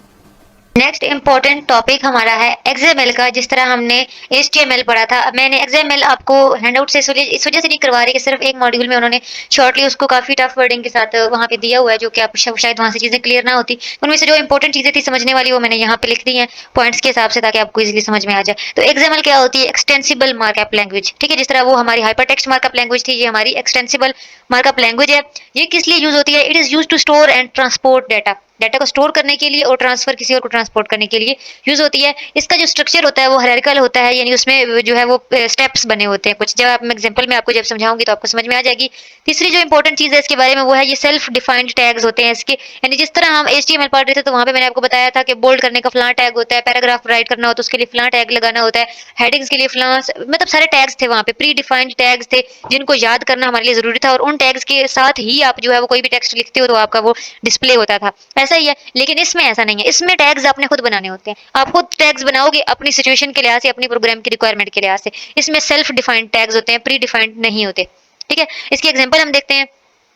अच्छा, इसके भी अगर मैं बताऊं तो प्री डिफाइंड सिर्फ एक ही है कि ये जो पहले पे आपने लिखना है। इसमें क्या लिखा हुआ है कि आप XML का वर्जन कौन सा यूज कर रहे हो और उसके बाद आप उसकी इनकोडिंग किस में कर रहे हो। ये ISO जो है ये मतलब इसका प्रोटोकॉल वर्जन है। ठीक है, कि जिस प्रोटोकॉल में इसकी इनकोडिंग हो रही है, बस ये आपने फर्स्ट में लिखना होता है। बाकी आपके सारे टैग्स आपने खुद बनाने होते हैं और ये मस्ट है ऊपर लिखना। उसके बाद अब यहाँ पे मैंने एक सिचुएशन जो लिखी हुई है वो ये है कि आपने अगर एक कॉलेज के कुछ 2 क्लासेस हैं उनके अगर स्टोर करना है डाटा कि उनके स्टूडेंट कितने हैं, स्टूडेंट्स के नाम स्टोर करने हैं, अपने रोल नंबर वगैरह स्टोर करना है, तो अगर आप उसे XML बनाओगे तो किस तरीके से बनेगा। मैंने बताया था कि इसका हायरार्किकल स्ट्रक्चर होता है। तो आप क्या करोगे, पहला टैग क्या है, क्योंकि ये कॉलेज की इन्फॉर्मेशन है तो कॉलेज का टैग मैंने बनाया, ओपनिंग टैग है। इसी तरह मैंने क्लास 1 का टैग बनाया, ओपनिंग टैग, फिर नेम का टैग है और नेम के अंदर मैंने अहमद लिखा और फिर हमने उसका क्लोजिंग टैग लगा दिया। उसके बाद मैंने रोल नंबर का ओपनिंग टैग लगाया, रोल नंबर लिखा 3 और रोल नंबर का मैंने क्लोजिंग टैग लगा दिया। ठीक है, और इस तरह ये क्लास 1 की जो है वो इन्फॉर्मेशन हमारे पास कंप्लीट हो चुकी है और मैंने इसका क्लोजिंग टैग लगा दिया। मतलब मैंने एक नाम और एक रोल नंबर लिखा है। इस तरह मैंने पूरी क्लास की लिख लिया तो इसमें पूरी क्लास के नाम और रोल नंबर आ जाएंगे। ठीक है, दूसरा जो है फिर हम इसी तरह दूसरी क्लास का मैंने ओपनिंग टैग बनाया, उसमें नाम के जो है वो टैग लगा के उसमें मैंने BRD लिख के क्लोजिंग टैग लगा दिया। उसी तरह उसका रोल नंबर लिखा और क्लोजिंग टैग लगा दिया। क्लास 2 की इन्फॉर्मेशन भी पूरी हो गई और अब हमने जो कॉलेज का ओपनिंग टैग लगाया था उसको हम क्लोज कर देंगे क्योंकि हमारी इन्फॉर्मेशन पूरी हो चुकी है। तो ये देखिए हमने टैग खुद बनाए हैं अपनी सिचुएशन के लिहाज से। क्यों? हमें सिचुएशन ही ऐसी दी गई थी कि एक कॉलेज है, उसकी 2 क्लासेस के बच्चों के नाम और उनके रोल नंबर के जो है वो आप XML बना दें। ठीक है, तो ये हम खुद इस तरीके से टैग्स बनाएंगे और इस तरीके से हायरार्की बनाई जाएगी। बस आपने देखिए सिचुएशन वही है, यानी टैग्स होते इसी तरीके से हैं कि एक ओपनिंग टैग होता है और इसी तरह का एक क्लोजिंग टैग होता है। लिखने का तरीका भी वही है, सिर्फ ये कि टैग्स आपने खुद बनाने होते हैं। इसी तरीके से मैंने एक और मिसाल यहाँ पे दी हुई है कि आपने किसी को मेल सेंड करनी है, कोई नोट सेंड करना है, अहमद को ने करना है अली को, और क्या है वो नोट, ये रिमाइंडर है कि आपने जो है मीटिंग जो है वो 8 बजे है। ये रिमाइंडर मैंने यहाँ पे लिखा हुआ है। इसका XML अगर अपने बनाना हो तो क्या है कि हमें नोट भेज रहे हैं क्योंकि, ठीक है, तो नोट लिखेंगे ऊपर, टू किसकी तरफ से, अली की तरफ से, क्लोजिंग टैग लगा दिया, फ्रॉम लिखा, फ्रॉम अहमद को जाना है। ठीक है, तो अहमद की तरफ से अली के लिए तो अहमद लिखा और उसका क्लोजिंग टैग लगा दिया। हेडर में क्या है कि इसकी हेडिंग हम दे रहे हैं कि ये क्या है, ये रिमाइंडर है। ठीक है, और बॉडी में क्या है, बॉडी में हम वो बिल्कुल पेस्ट कर देंगे जो हमें बोला गया है भेजने के लिए, मीटिंग एट 8 PM, और हम इस नोट का क्लोजिंग टैग लगा देंगे। तो ये इस तरीके से जो है वो XML के टैग्स बनते हैं। ये आपके पेपर में क्वेश्चन आ सकते हैं, इस तरह की कोई भी सिचुएशन दी जा सकती है और आपने उसका टैग बनाना होगा। मजीद इसका कंसेप्ट क्लियर करने के लिए मैंने यहाँ पे डिफरेंस लिखा हुआ है दोनों में, मैं आपको समझा देती हूँ। HTML जो था वो यूज होता था डाटा को डिस्प्ले करने के लिए। जब मैंने आपको सिखाया था तो मैंने आपको दिखाया था, एक तरफ मैं नोट पैड पे टैग्स लगा रही थी और दूसरी तरफ वो डाटा डिस्प्ले हो रहा था हमारे पास वेब पेज पे। ऐसा ही था ना कि ये डाटा को डिस्प्ले करने के लिए यूज होता है, जबकि XML जो है वो डाटा को ट्रांसपोर्ट और स्टोर करने के लिए यूज होता है। मेरी दोनों मिसालें अगर आप गौर करें तो एक ये डाटा को स्टोर करने की मिसाल है कि आपने एक डाटा स्टोर करना है, एक कॉलेज का डाटा था। दूसरी जो है डाटा ट्रांसफर करने की मिसाल है कि आपने एक नोट जो है वो सेंड करना है और उसका जो है वो मैंने आपको XML बना के दिखाया। ठीक है, अगली जो दोनों में डिफरेंस है वो है कि ये एक मार्कअप लैंग्वेज थी, ठीक है, HTML, जबकि ये एक प्रोवाइड करती है फ्रेमवर्क। यानी सिर्फ इसने हमें फ्रेमवर्क दिया है कि इस तरीके से आपने बनाना है और हमने बनानी खुद होती है मार्कअप लैंग्वेज। ठीक है। तीसरा क्या है कि ये HTML जो है वो नॉट केस सेंसिटिव थी, इसमें केस का कोई नहीं, आप बड़े अल्फाबेट यूज करो छोटे यूज करो, आपके आउटपुट पे कोई फर्क नहीं पड़ता। लेकिन ये XML जो है ये केस सेंसिटिव है, आप जिस तरीके से लिखोगे वैसा ही आपका स्टोर और आपका ट्रांसफर होगा। इस वजह से आपको लिखते हुए मतलब अपने जो नेम है उनके लेटर्स कैपिटल करना, या जो शुरू हो रहा है फिक्रा, जहाँ जहाँ पे मतलब कैपिटल्स यूज होते हैं आपको यूज करने पड़ेंगे, ये केस सेंसिटिव होती है। उसके अलावा HTML में की अगली जो है वो ये प्री डिफाइंड टैग्स, जो मैं पहले बता चुकी हूँ, और इसमें हम टैग्स अपने खुद क्रिएट करते हैं। HTML जो होती है वो स्टैटिक होती है, इसमें चेंजेस नहीं होते, और जो XML होती है ये हम सिचुएशन के लिहाज से हमारे टैग्स चेंज होते रहते हैं, ये डायनामिक होती है। तो ये हमारा XML का टॉपिक था, आई होप आपको समझ में आ गया होगा। अगर मेरी ये कोशिश, मेरी ये वीडियो अच्छी लग रही है तो चैनल को लाजमी सब्सक्राइब कर लें, चाहे वीडियो को शेयर भी करना है और वीडियो को लाइक भी कर लीजिएगा। नेक्स्ट इंपॉर्टेंट टॉपिक है हमारा सिक्योरिटी अटैक्स। ठीक है, कंप्यूटर है, अब जाहिर सी बात है हर काम जो ऐसा हम कर रहे होते हैं उसमें कुछ ना कुछ उसके नुकसानात तो होते ही हैं। ठीक है, तो अब कंप्यूटर ने जहां हमें इतनी सहूलतें दी तो उसके बारे में, यानी हर एक चीज का एक नेगेटिव यूज होता है, एक पॉजिटिव यूज होता है। अब इतने एप्लीकेशन, इतने ऐप्स, इतने सॉफ्टवेयर बने जिन्होंने काम इतने आसान कर दिए, लेकिन उसी दिमाग ने जिसने इतना सब कुछ बनाया, कुछ दिमाग ऐसे भी थे जिन्होंने ऐसे ऐप्स, ऐसे सॉफ्टवेयर बना दिए कि आप दूसरों के सॉफ्टवेयर को, दूसरों के कंप्यूटर्स को, दूसरों की इंफॉर्मेशन को जो है वो हैक कर सकते हो। उनके कंप्यूटर्स में मतलब जो है वो मुख्तलिफ किस्म की जो है वो यानी अनफेयर जो है वो चीजें यूज कर सकते हो आप, और उनकी सीक्रेट मैसेजेस को देख लेना, उनकी सीक्रेट फाइल्स को देखना। ठीक है, तो समझ लें इवन के रॉबरी तक के लिए यूज होते रहे ये सॉफ्टवेयर के, किस तरीके से आप जो है वो बैंक के जो है वो लॉकर्स के जो कोड हैं वो हैक कर लेना, पता चलवा लेना, और फिर बैंक जो है वो उनपे जो है वो डाके पड़ जाते थे। तो ये सारे सॉफ्टवेयर जो बनाए गए जिनसे अटैक किए जाते हैं, पहले हम उनको पढ़ेंगे कि कितने किस्म के अटैक हैं, सिक्योरिटी अटैक्स हैं सॉफ्टवेयर की सूरत में जो होते हैं। और दूसरा हम ये पढ़ेंगे आज के फिर इन अटैक से बचने के लिए भी तो कुछ लोगों ने फिर एक्टिव हुए, कुछ उन्होंने जो एप्लीकेशंस बनाई वो कौन कौन सी थी।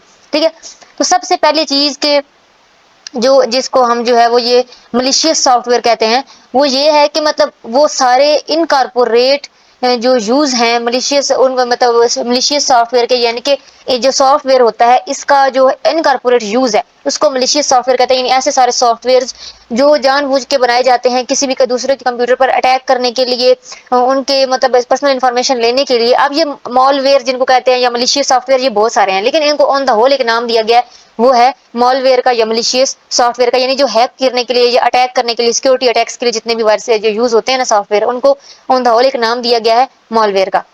अब उनमें सबसे पहला है वायरस। बहुत ज्यादा नाम सुना होगा आपने इस चीज का, तो ये है क्या? वायरस एक ऐसा सॉफ्टवेयर है जो आपके कंप्यूटर को इन्फेक्ट करता है, यानी आपके कंप्यूटर में आता है बाय इंसर्टिंग इटसेल्फ। ये खुद यानी खुद अपनी जात को एज अ वायरस, ये पूरा सॉफ्टवेयर जो है ये आपके कंप्यूटर के अंदर आएगा एक प्रोग्राम के अंदर। ठीक है, जो वो प्रोग्राम जो ऑलरेडी आपकी कंप्यूटर की मशीन पे जो है मौजूद है उसके अंदर ये एंटर हो जाता है, और उसके बाद के जैसे ही आप जो होस्ट होता है वो प्रोग्राम को एग्जीक्यूट करता है तो वो वायरस भी एग्जीक्यूट हो जाता है, और उसके बाद वो वायरस क्या है, जो भी उसको मतलब पीछे से इंस्ट्रक्शंस मिल रही होती हैं काम की, वो वायरस वो करता जाता है। यानी उस वायरस के अंदर जितनी इंस्ट्रक्शन होगी, चाहे उसको ये इंस्ट्रक्शन मिली है कि उसने आपके जो है पूरे कंप्यूटर को हैक करना है, या उसको जो भी इंस्ट्रक्शन मिली है कि फलां इन्फॉर्मेशन सिर्फ हैक करके ले आओ, वो काम कर देगा। यानी आपकी मैश स्टोरेज जो है या जितना भी डाटा है उसको करप्ट कर देगा, या प्रोग्राम जो भी करना है उसने वो कर देगा। अब इसमें दूसरा जो है वो है वर्म। वर्म एक ऑटोनमस प्रोग्राम। ऑटोनमस प्रोग्राम का मतलब ये होता है, ऑटोनमस बॉडीज वो होती है जो किसी हद तक खुद मुख्तार होती है। यानी वायरस जो था ना उसको पूरी इंस्ट्रक्शन पीछे से मिल रही थी। ठीक है, यानी उसको बनाने वाला उसको इंस्ट्रक्ट कर रहा होता है कि उसे क्या चाहिए।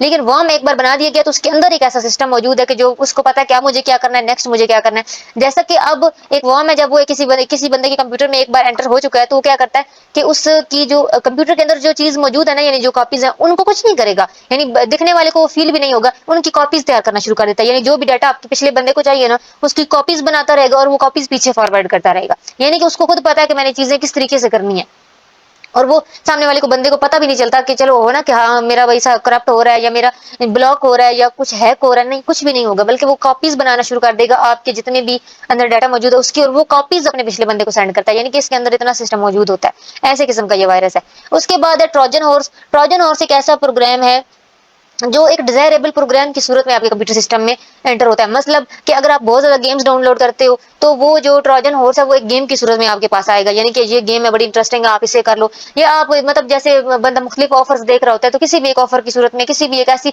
चीज की सूरत में जो आपको ज्यादा मतलब आपके इंटरेस्ट की हो, वो आपके इंटरेस्ट के मुताबिक उसी सूरत में जो है वो उस सिक्योरिटी अटैक को बना के भेजते हैं। लाइक गेम वगैरह हो गया, कोई भी यूटिलिटी पैकेज हो गया, यानी जिसको विक्टिम जो है वो अपनी मर्जी से अपने कंप्यूटर में एंटर करता है, खुद हम अपने हाथों से इंस्टॉल करते हैं इसको। तो ये जो सूरत होती है इसे ट्रोजन हॉर्स कहते हैं। और उसके बाद फिर वो ट्रोजन हॉर्स वो इन्फॉर्मेशन ले लेते हैं, हम कहते हैं अपने आपके कंप्यूटर को जो होना चाहिए होती है। अगला जो है वो मलिशियस सॉफ्टवेयर है स्पाईवेयर। स्पाईवेयर को हम स्निफिंग भी कहते हैं, ये दोनों नाम आपने याद रखने, किसी भी नाम से क्वेश्चन आ सकता है।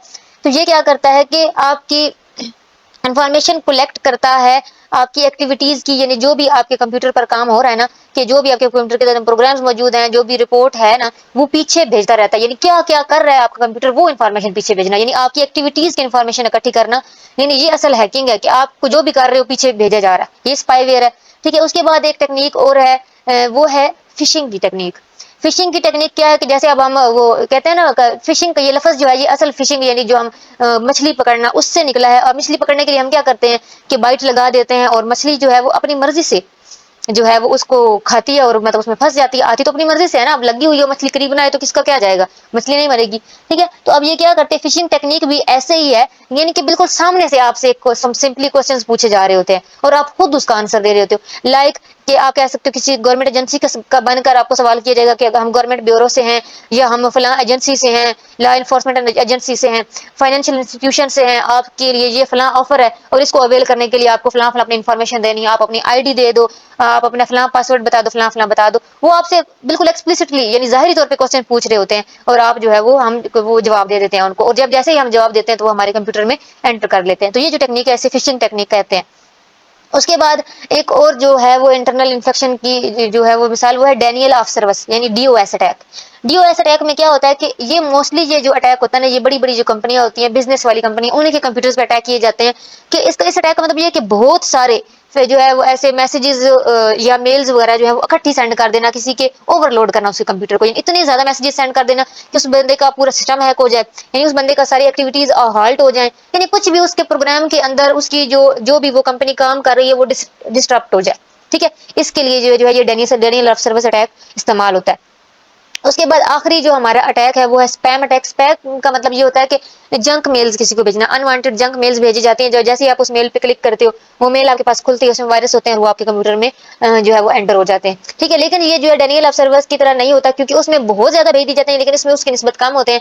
लेकिन वही है कि हम जो है वो हम इस प्रॉब्लम को समझ नहीं सकते। अब हमने इतने सारे अटैक्स तो पढ़ लिए, ये सारे अटैक्स इस तरीके से अटैक किए जाते हैं। अब हम इनकी प्रोटेक्शन और क्योर्स पढ़ेंगे कि किस तरीके से इनको बचने के लिए कौन कौन से सॉफ्टवेयर है। ठीक है, तो जो सबसे अब इतनी ज्यादा वो चीजें यूज हो रही थी, तो जो सबसे प्राइमरी टेक्निक है इन चीजों से बचने की, जो फिल्टर करती है आपके जो पाथ है नेटवर्क का और आपके दरमियान का, यानी आप कोई भी चीज डाउनलोड कर रहे हो, यानी मोस्टली आपके साथ ये सारी चीजें तभी होती हैं जब आप कोई चीज डाउनलोड करते हो या कोई भी बाहर से आप चीज रिसीव करते हो। तो ये जो आपके नेटवर्क ट्रैफिक वाला सिस्टम है ना, उसको फिल्टर करना जरूरी होता है। तो आपका जो नेटवर्क पॉइंट है यानी पास हो रहा है, जहां से आपकी चीजें आ रही हैं और आप भेज रहे हो, उसको सेव करने के लिए जो एक प्रोग्राम यूज होता है उसको कहते हैं फायरवॉल। एक फायरवॉल होती है, वो एक बिल्कुल गेट वे की तरह, यानी एक चौकीदार की तरह, एक ऑर्गेनाइजेशन का जिस तरह चौकीदार खड़ा होता है ना, कि वो बाहर से आने वाले हर चीज को जो है वो फिल्टर करके देखभाल के अंदर भेज रहा है, और अंदर से बाहर जाने वाले को बिल्कुल इसी तरह। ठीक है, कि वो एक रास्ते पे खड़ी हुई एक दीवार है कि जो आपको आपके पास आने वाली और आपकी तरफ से जाने वाली चीजों को जो है वो परख रहा है। फायरवॉल बिल्कुल इस तरीके से होती है। फायरवॉल में एक सिस्टम है स्पूफिंग का। स्पूफिंग का सिस्टम ये है कि वो जो भी आपको मैसेज है जो आपको आएगा, तो अगर वो आपके मतलब आपने एक रीजन बना होता है ना, रीजन के अंदर से है या रीजन के बाहर से, वो इस चीज को देखेगा। और अगर कोई ऐसा है जो रीजन के बाहर का है लेकिन प्रिटेंड कर रहा है कि मैं रीजन के अंदर का हूं, तो वो फौरन से उसको जो है वो इटसेल्फ उसको जो है वो पकड़ लेगा और मतलब ब्लॉक कर देगा। ठीक है, तो इस सिस्टम को क्या कहते हैं, स्पूफिंग। स्पूफिंग और स्निफिंग में याद रखना अपने फर्क, कि स्निफिंग जो है वो एक अटैक था, और स्पूफिंग हमारे पास क्या है, ये एक फायरवॉल का वर्जन है हमारे पास, जो सिक्योरिटी अटैक से बचाता है हमारे को। अगली चीज जो है वो है स्पैम फिल्टर्स की। स्पैम फिल्टर्स क्या करते हैं, स्पैम फिल्टर्स जो है वो ये भी जो है वो अनवांटेड जो आपकी मेल्स आपके पास आ रही हैं उनको ब्लॉक करते हैं। अब अगर अपने स्पैम फिल्टर अपने जो है ईमेल वाले जो आपके पास एरियाज में अगर आपने स्पैम फिल्टर्स डाउनलोड किए हुए हैं, तो क्या होगा कि जितनी भी आपके पास स्पैम में जो है वो मेल्स आएंगी ना, वो उनको क्या करेगा कि साइड पे करता जाएगा, यानी स्पैम फिल्टर्स वो स्पैम मेल वाला एक बकायदा ऑप्शन बन जाता है, उसमें चली जाएंगी, वो आपके ईमेल वाले उसमें आएंगी ही नहीं, वो उनको आने नहीं देता बल्कि अलग रखता है। हाँ, उधर जाके अब अलग से फिर भी खोलो तो फिर वो आपको वायरस आपके कंप्यूटर में आ जाए तो फिर वो आपकी मर्जी है। लेकिन एक ऐसी टेक्निक है जो आपकी डिजायरेबल मेल और स्पैम मेल में फर्क करती है, उनको अलग अलग रखती है, आपके मेल काउंटर में इसको दाखिल ही नहीं होने देती। ठीक है, तो उसके बाद अगली टेक्निक है प्रॉक्सी सर्वर की। प्रॉक्सी सर्वर किस लिए यूज होता है, ये भी एक सॉफ्टवेयर है जो आपकी जो एक इंटरमीडिएटरी यूनिट की तरह एक्ट करता है आपके क्लाइंट और सर्वर के दरमियान। यानी आप क्लाइंट हो ना, और आपका सर्वर वो है जो भी आप चीज डाउनलोड कर रहे हो या जो भी चीज सामने वाले से मांग रहे हो आपको दे रहा है। तो अगर विदाउट प्रॉक्सी सर्वर भी आप कम्युनिकेट कर सकते, सर्वर जो प्रॉक्सी सर्वर के बगैर अगर कोई आप सर्वर से कम्युनिकेट करते हो ना, यानी कोई चीज मांगते हो, तो उनके पास अपॉर्चुनिटी होती है कि वो बहुत सारी इन्फॉर्मेशन ले सकते हैं आपसे। बहुत सारी ऐसी आपने देखी होंगी कि वेबसाइट्स होती हैं जहां से आप कोई चीज डाउनलोड करने लगो तो आपसे बहुत सारी इन्फॉर्मेशन मांगती हैं, लेकिन बहुत सारी ऐसी भी होती हैं जो आपसे कोई इन्फॉर्मेशन ज्यादा नहीं लेती। वो होता है ना, कोई चीज डाउनलोड करने लगो तो यस नो के ऑप्शन, और हम लोग देखते तक नहीं है कि वो यस नो में पूछ क्या रहे हैं, हम यस नो हम उनको अलाउ करते जाते हैं, हाँ फलां में भी एंटर हो जाना, फलां में भी कर लेना, फलां में भी, ठीक है। तो ये इस तरीके से अटैक जो होते हैं उनसे बचने के लिए जरूरी है कि प्रॉक्सी सर्वर हो। प्रॉक्सी सर्वर फिर जो होता है वो आपके अटैक्स से आपको बचाता है, यानी कि सिर्फ आपके पास वो वेबसाइट्स जो है वो आती हैं जो आपकी सेफ होती हैं। लाइक जब HTTP और FTP है, ये अब हाइपर टेक्स्ट जो है वो प्रोटोकॉल है या फिर FTP है, तो ये वो उन वेबसाइट्स पे लगा हुआ होता है जो वेबसाइट सेव होती हैं, ठीक है। अगर ये तो आपके पास प्रॉक्सी सर्वर होगा तो ऐसी वेबसाइट्स ही आपके पास आएंगी प्रॉक्सी सर्वर के जरिए, जिनसे आज जो है वो एक क्लाइंट जो है जब भी कोई चीज अपने सर्वर से मांगेगा किसी भी चीज की, तो वो आपके इससे कोई पर्सनल इन्फॉर्मेशन नहीं लेंगे ज्यादा, ठीक है। जो जरूरी होती है सिर्फ वही इन्फॉर्मेशन लेंगे आपसे। उसके बाद एक और टूल है जो इस प्रॉब्लम को रोकने के लिए यूज होता है, उसे ऑडिटिंग सॉफ्टवेयर भी कहते हैं। ऑडिटिंग सॉफ्टवेयर का काम क्या है, ये भी एक एडमिनिस्ट्रेटर की तरह है, यानी एक सिस्टम एडमिनिस्ट्रेटर की तरह डिटेक्ट करता रहता है कि हाँ मैसेज कौन सा आ रहा है, कौन सा जा रहा है, और कोई भी प्रॉब्लम अगर होने वाली, जैसे आप वो हमने पीछे देखा कि ज्यादा सारे मैसेज कर देना ताकि आपका पूरा कंप्यूटर ही हैक हो जाए, तो ये वो अगर उधर से कोई करने की कोशिश भी कर रहा होगा ना आपके सिस्टम तक पहुंचने की, तो ये पहले ही अगर आपके कंप्यूटर में मौजूद है तो ये पहले से ही आपको वार्न कर देगा, यानी किसी भी प्रॉब्लम के ग्रो आउट होने से पहले ही, उसके आउट ऑफ कंट्रोल जाने से पहले ही ये उसको आइडेंटिफाई कर लेता है, प्राइमरी टूल के तौर पे यूज होता है। उसके बाद आखिरी जो है हमारे पास इस चीज के लिए यानी डिफेंस के लिए यूज होने वाला सॉफ्टवेयर है वो है एंटीवायरस सॉफ्टवेयर। एंटीवायरस सॉफ्टवेयर किस लिए यूज होता है कि वायरस को डिटेक्ट करके उसको रिमूव करने के लिए, ठीक है। अब वायरस आ गया आपके कंप्यूटर में, तो अगर अब ये तो नहीं है ना कि वायरस आ गया और आपको पता भी ना चले, अगर आपके पास एंटीवायरस सॉफ्टवेयर है तो उसके जरिए आप अपनी जितनी भी आपके पास एप्स वगैरह या साइट्स वगैरह हैं उनको आप जो है वो चेक कर सकते हो कि इनमें कोई वायरस वगैरह ना हो। तो ये जो एंटीवायरस सॉफ्टवेयर है ये डिटेक्ट करने के लिए यानी देखने के लिए कि है कि नहीं, और फिर अगर है तो उसको रिमूव करने के लिए, मुख्तलिफ किस्म के वायरसेस को रिमूव करने के लिए, और भी कोई भी इन्फेक्शन अगर हो तो उसको खत्म करने के लिए ये यूज होता है। तो ये था हमारा आज का टॉपिक कि जिसमें हमने ये देखा कि कितने किस्म के सिक्योरिटी अटैक्स हो सकते हैं, फिर उनसे बचने के लिए हम क्या क्या टेक्निक्स, कौन कौन से सॉफ्टवेयर यूज कर सकते हैं। CS101 का नेक्स्ट इम्पोर्टेंट टॉपिक है एल्गोरिदम। एल्गोरिदम को अगर मैं एक बहुत ही आसान लफ्जों में समझाना चाहूँ तो कहते हैं कि किसी भी काम को करने के लिए अगर उसके सीक्वेंस वाइज स्टेप्स बना लिए जाए ना, यानी कि कोई भी काम करने के लिए, ठीक है, किसी भी प्रॉब्लम को सॉल्व करने के लिए, कोई भी काम करने के लिए अगर उसके सेट ऑफ स्टेप्स बना लिए जाएं, कुछ तरतीब से छोटे छोटे पॉइंट्स बना लिए जाएं और उन पॉइंट्स के हिसाब से वो काम किया जाए, तो उसे कहते हैं एल्गोरिदम, ठीक है।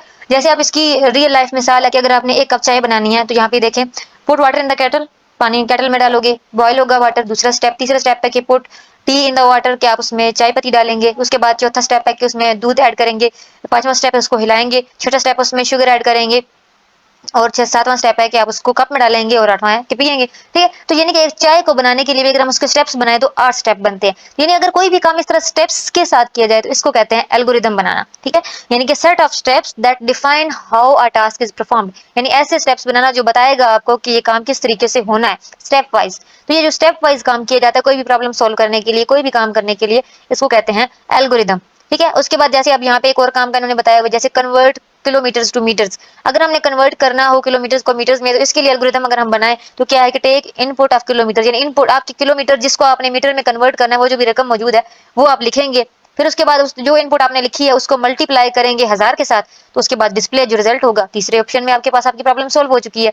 इसी तरीके से यहाँ पे 3 चीजें हैं, यानी कि आप जो भी एक मशीन है ना, मशीन साइकिल जो होता है जो एग्जीक्यूट करता है वो क्या कहता है, फेच एन इंस्ट्रक्शन, एक जो है वो इंस्ट्रक्शन लेता है आपसे, यानी आपकी इनपुट लेता है, दूसरे में क्या करता है, डी कोड करता है, समझता है उसको, तीसरे में उसको एग्जीक्यूट कर देता है। यानी कि कंप्यूटर की जो मशीन होती है, यानी कंप्यूटर साइकिल जो है वो भी एक एल्गोरिथम की तरीके से काम करता है। वो बताना ये चाहते हैं कि यानी उसमें भी कुछ स्टेप्स मौजूद होते हैं कोई भी काम करने के, ठीक है। तो एल्गोरिथम ये जो है वो हमने समझ लिया कि एक डिसीजन मेकिंग के लिए, या पहले से आप ह्यूमन माइंड की तरह इमेजिनेशन कर लेना, ठीक है, इमेजिनेशन कर लेना रिजल्ट्स के लिए।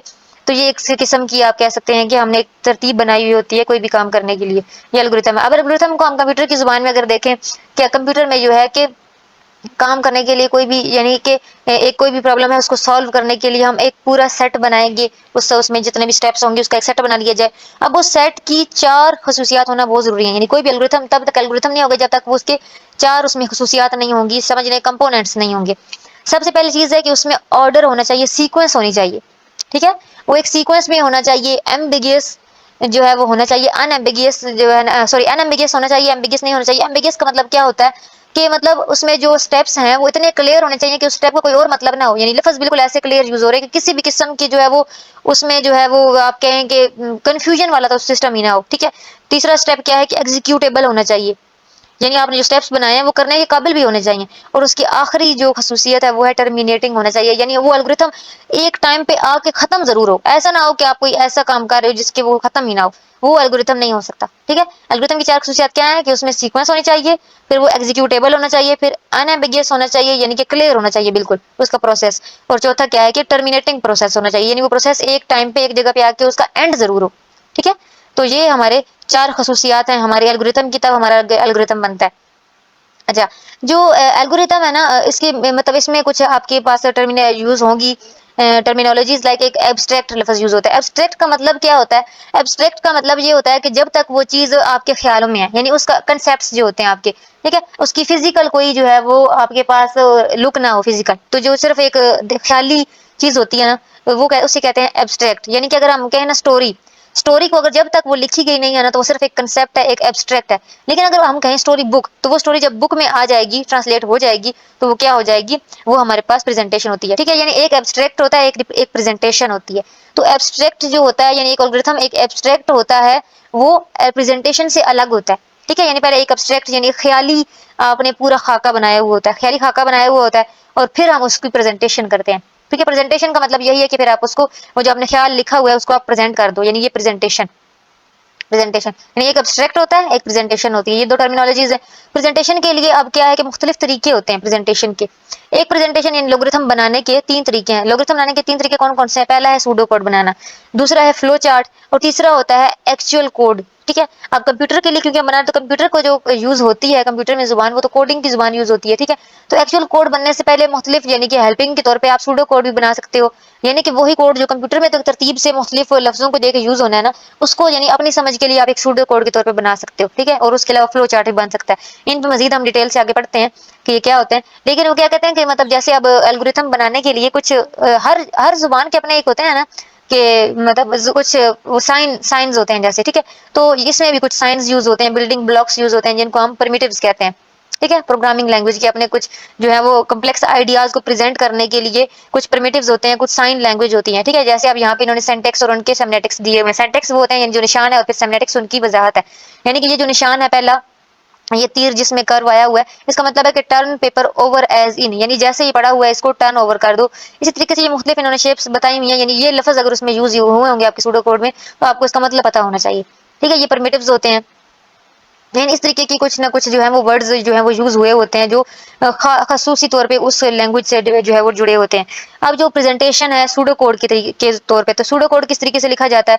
सूडो कोड में क्या करना होता है, अपने एग्जैक्ट लैंग्वेज में, यानी समझने की आसान जुबान में आप एक वो जो है वो सूडो कोड तैयार कर लेते हो अपनी कोई भी काम करने का, और फिर हम उसको रियल कोड में करते हैं। यानी कि रियल कोड कौन सा है? फ्लो चार्ट बनाया जा सकता है, लेकिन फ्लो चार्ट का यहाँ पे इन्होंने जिक्र नहीं किया। यहाँ पे इन्होंने दो चीजें ही हमें सिखाई हैं, एक है सूडो कोड और एक है हमारे पास रियल कोडिंग। रियल कोडिंग वो होती है कि जिसमें आपने कर लेना होता है मतलब कंप्यूटर के लिए कोडिंग बनानी है। सूडो कोड में आप क्या करोगे, यानी कि आप एक एक्टिविटी है ना, तो जैसे कोई भी कंप्यूटर है उसमें कोई काम करने के लिए प्रोग्रामिंग हुई होती है, तो प्रोग्रामिंग अगर हम वैसे रफ में लिखें तो वो सूडो कोड में लिखी जाती है। जैसे कि अब यहाँ पे है कि इफ है, इफ के अंदर अगर आप कंडीशन लगाओ कि अगर ये काम ऐसा है तो फिर ये एक्टिविटी हो, अदरवाइज ये हो जाए। फॉर एग्जाम्पल अब इसके इफ लिखा हुआ और इफ के आगे मैं कंडीशन लगा दूं कि अगर अगर एक बच्चे के मार्क्स 30% से ऊपर हैं, तो यहाँ पे एक्टिविटी में मैं क्या लिख दूं कि उसको जो है वो स्कॉलरशिप ग्रांट कर दी जाए।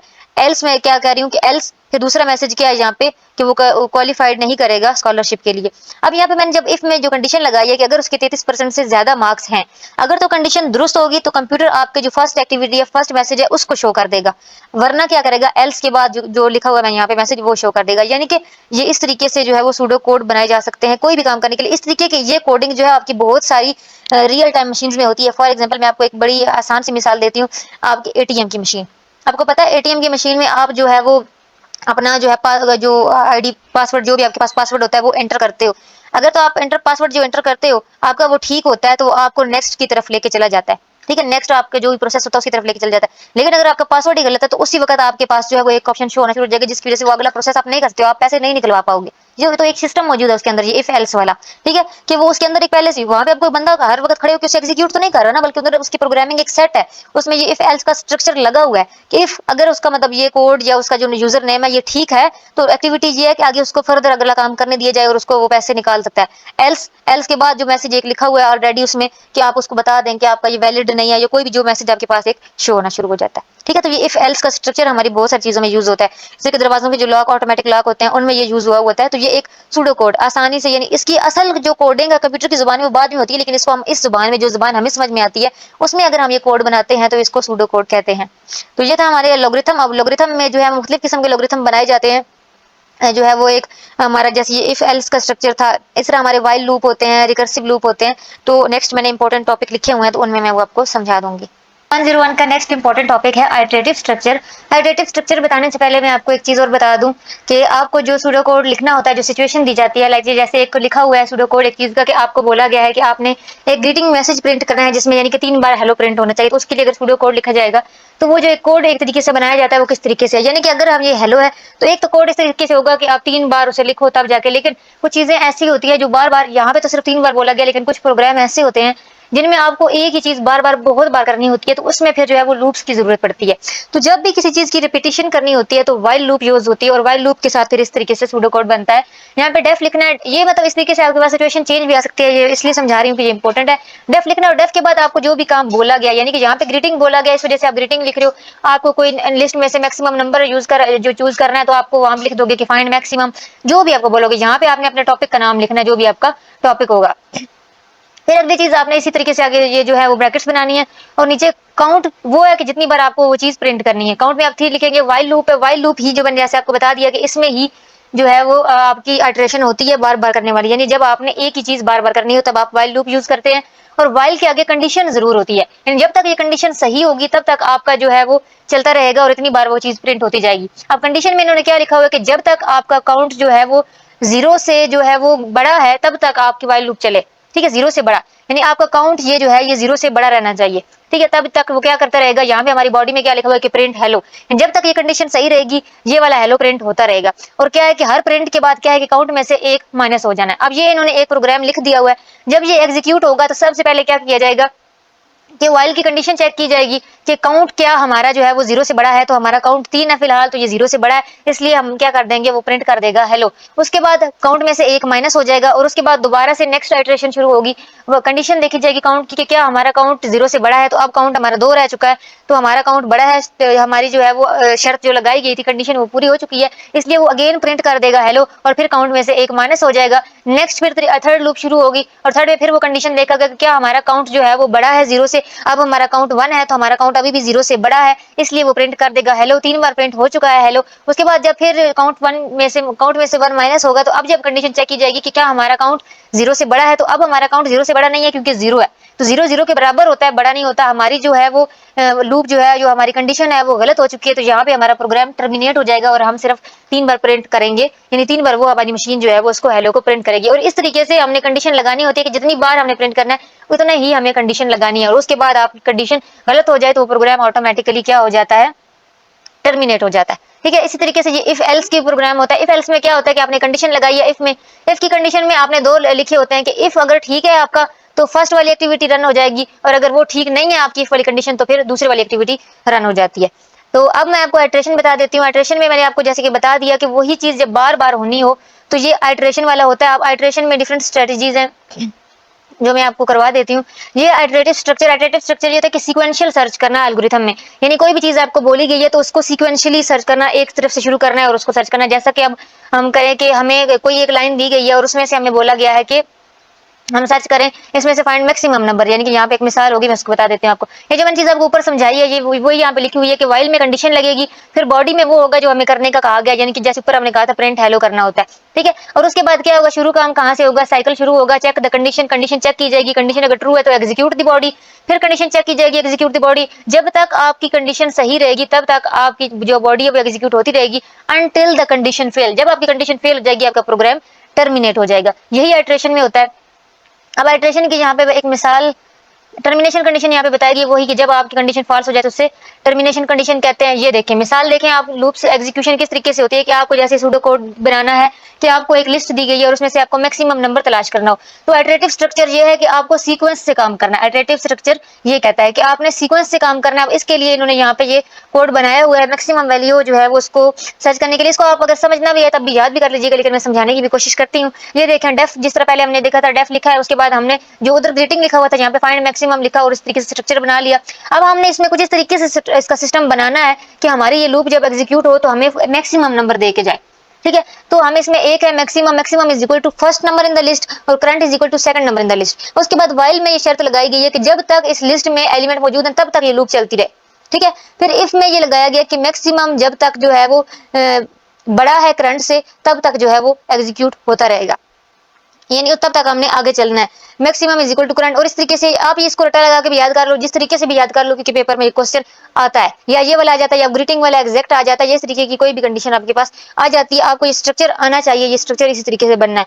तो इसमें होता क्या है कि जैसे अब मैक्सिमम नंबर का मतलब क्या है कि first number in the list, first number क्या है 12 है और सेकंड नंबर हमारा क्या है उसे करंट कहते हैं। अब फर्स्ट और सेकंड यानी कि 12 और 18 को जब देखा जाएगा, इसकी कंडीशन हमें क्या कह रही है कि मैक्सिमम जो है वो बड़ा होना चाहिए करंट से, हमारा जो मैक्सिमम है वो बड़ा नहीं है करंट से। ठीक है, तो हम आगे तक चलते जाएंगे इस तरीके से, और एंड पे हमें मतलब हमारे माइंड में तो ये है कि हमें फौरन से पता चल जाएगा इस लिस्ट में देख के कि 999 बिगेस्ट है, लेकिन क्योंकि कंप्यूटर का दिमाग अपना तो होता नहीं है, कंप्यूटर इंसान की बनाई हुई चीज है, उससे एक सीक्वेंस की, एक प्रोग्राम की जरूरत होती है। तो इंसानों ने जो कंप्यूटर के लिए प्रोग्राम बनाया वो यही है कि एक सीक्वेंस से वो पूरे प्रोग्राम को एग्जीक्यूट करता है, देखता जाता है और फिर उसके बाद बताता है। लेकिन ये इतनी स्पीड से होता है कि हमें फील भी नहीं होता, यानी बीच में एग्जीक्यूशन इतनी लंबी होती है लेकिन उसकी स्पीड इतनी आला किस्म की होती है कि एक वो सेकंड भी दूर हो जाता है और ये चीज हमारे पास रिजल्ट फौरन से आ जाता है जब आप इस तरह कोई चीज फाइंड कर रहे होते हो।